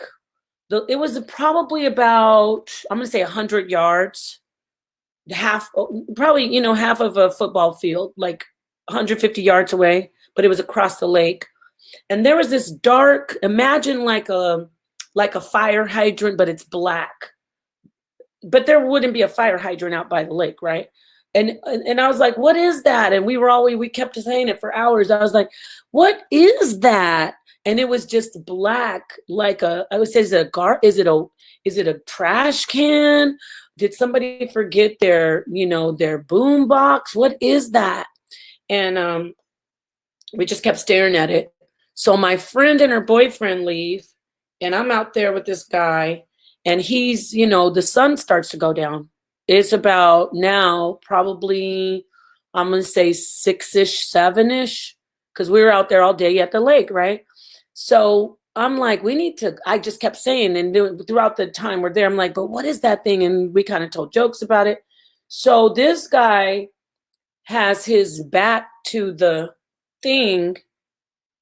His back is to the lake. And then I'm facing the lake and I'm facing the thing that's been still. It's like, I'm thinking, it's just a waste paper basket, or somebody left a carry-on, like how a black carry-on suitcase looks like. So it's out there, and this guy's like trying to, get all flirty and trying to make a move on me, just like you see in the movies. Like he wants to try to kiss me. And the minute he leaned in to try to kiss me, that thing stood up and started walking toward us. Yes. What the hell? Around the lake, yes. And it was already getting dark. And when that thing stood up, it was dark and tall. It was like a figure of a human or whatever, because it had arms and legs, and it was walking toward us. I moved so fast. I ran. I grabbed my keys. I left that guy behind. I jumped in my car. I was leaving him, and he was running. I remember he picked up the blanket, and he was running, and he's like, please don't leave me. And I was so mad because we could have been killed. Like they didn't listen to me. I was like, that's something. And that thing was coming toward us around the lake. And I kind of slowed down. I said, jump in, get in the car. I didn't even stop the car. He jumped in, and I'll never forget, he closed the door because the blanket was still dragging outside the door. Yeah, that happened in Arizona. Did he see it too, or he didn't get to see it? Yeah, he saw. That's why he was running for his life. I was leaving him. Because we were all saw it when it was just still and squatted down. But I don't know if it like transfigured, but it came up like as if it was squatting, but you couldn't see anything squatting. And then all of a sudden it was just a purse, like a shadow figure of a person, imagine a black figure, like made out of ash or something, just moving toward you, walking toward you fast. And it wasn't like a slow walk. It was like a flow, like when you walk on that one moving walkway in the airport, it was like walking toward us like that really fast. But I got out of there. Yeah, that's one of my them's crazy stories, but it's true. It really happened. Yeah, Arizona's wow. Without shoes. You know, in Sedona, when you go to Sedona, Do they have like store like are these creatures like something that's well known in Arizona that people have said? Let me tell you. What do they call them? Well, there's a lot of names people call, like some people called it the Yenaldushi. Some people will call them watchers, like I do. Some people say they're shadow people. Some people will call, like in Sedona, I was going to tell you, if you ever go to Sedona, the actual like mascot for Sedona, they show little green people, like the little aliens. People see them so many times, like you know, there's so many paranormal things happening in the Southwest, and damn, there's so much stuff. There's so many different stories I could tell you. Like, yeah, like it's in Arizona, shadow people.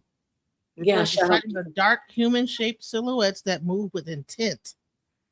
Yeah, that thing was intent to get our butts. It was going. That is crazy. But anyway, yeah. There's another thing that. Okay, so when we lived by a golf course, that we found that it used to be an Indian burial ground, and they do that a lot over here. They have no respect. They built a golf course over it, an Indian burial ground. It's over on like 19th Avenue and Thunderbird. So we lived over there in this condo overlooking the golf course, and we always saw something like inexplicable in the sky. Like it would come toward the damn. I could tell you this story is long, but all right. So I was trying to find out more truth about, you know, God and the Bible. This is when I started to like really studying. I was trying to find out the name. I wanted to know the name of Jesus because I was listening to all these different people about Jesus isn't the real name, and this lady that I followed, because I used to can like peaches and fruits and stuff. So she was the lady I watched on YouTube. This is in 2000. I'm gonna say 2009, probably 2009. So think about YouTube, how it was, you know. So I used to watch her, and she just was this lady that did gardening, and she would can food, and I would just like to watch her. She never talked about God or anything, never. So one day when I was looking on the internet, I was looking up the name and trying to find the stuff out, and I just checked on her to see, okay, I wonder what she did on her canning. So she's sitting there, she's like, I'm not even kidding you. This is wild, this story. Like, she's sitting there all serious. Usually she's all like, you know, up and preppy, and she's like, if you want to know him, he wants you to go to him, and you need to get down on your knees, turn off the internet, and you have to pray. I was like, what? This is wild. So I was like, nah, this is crazy. I'm not going to do it. But then I thought, well, why is she saying this? So I closed my laptop, I got on my knees, and I started to pray.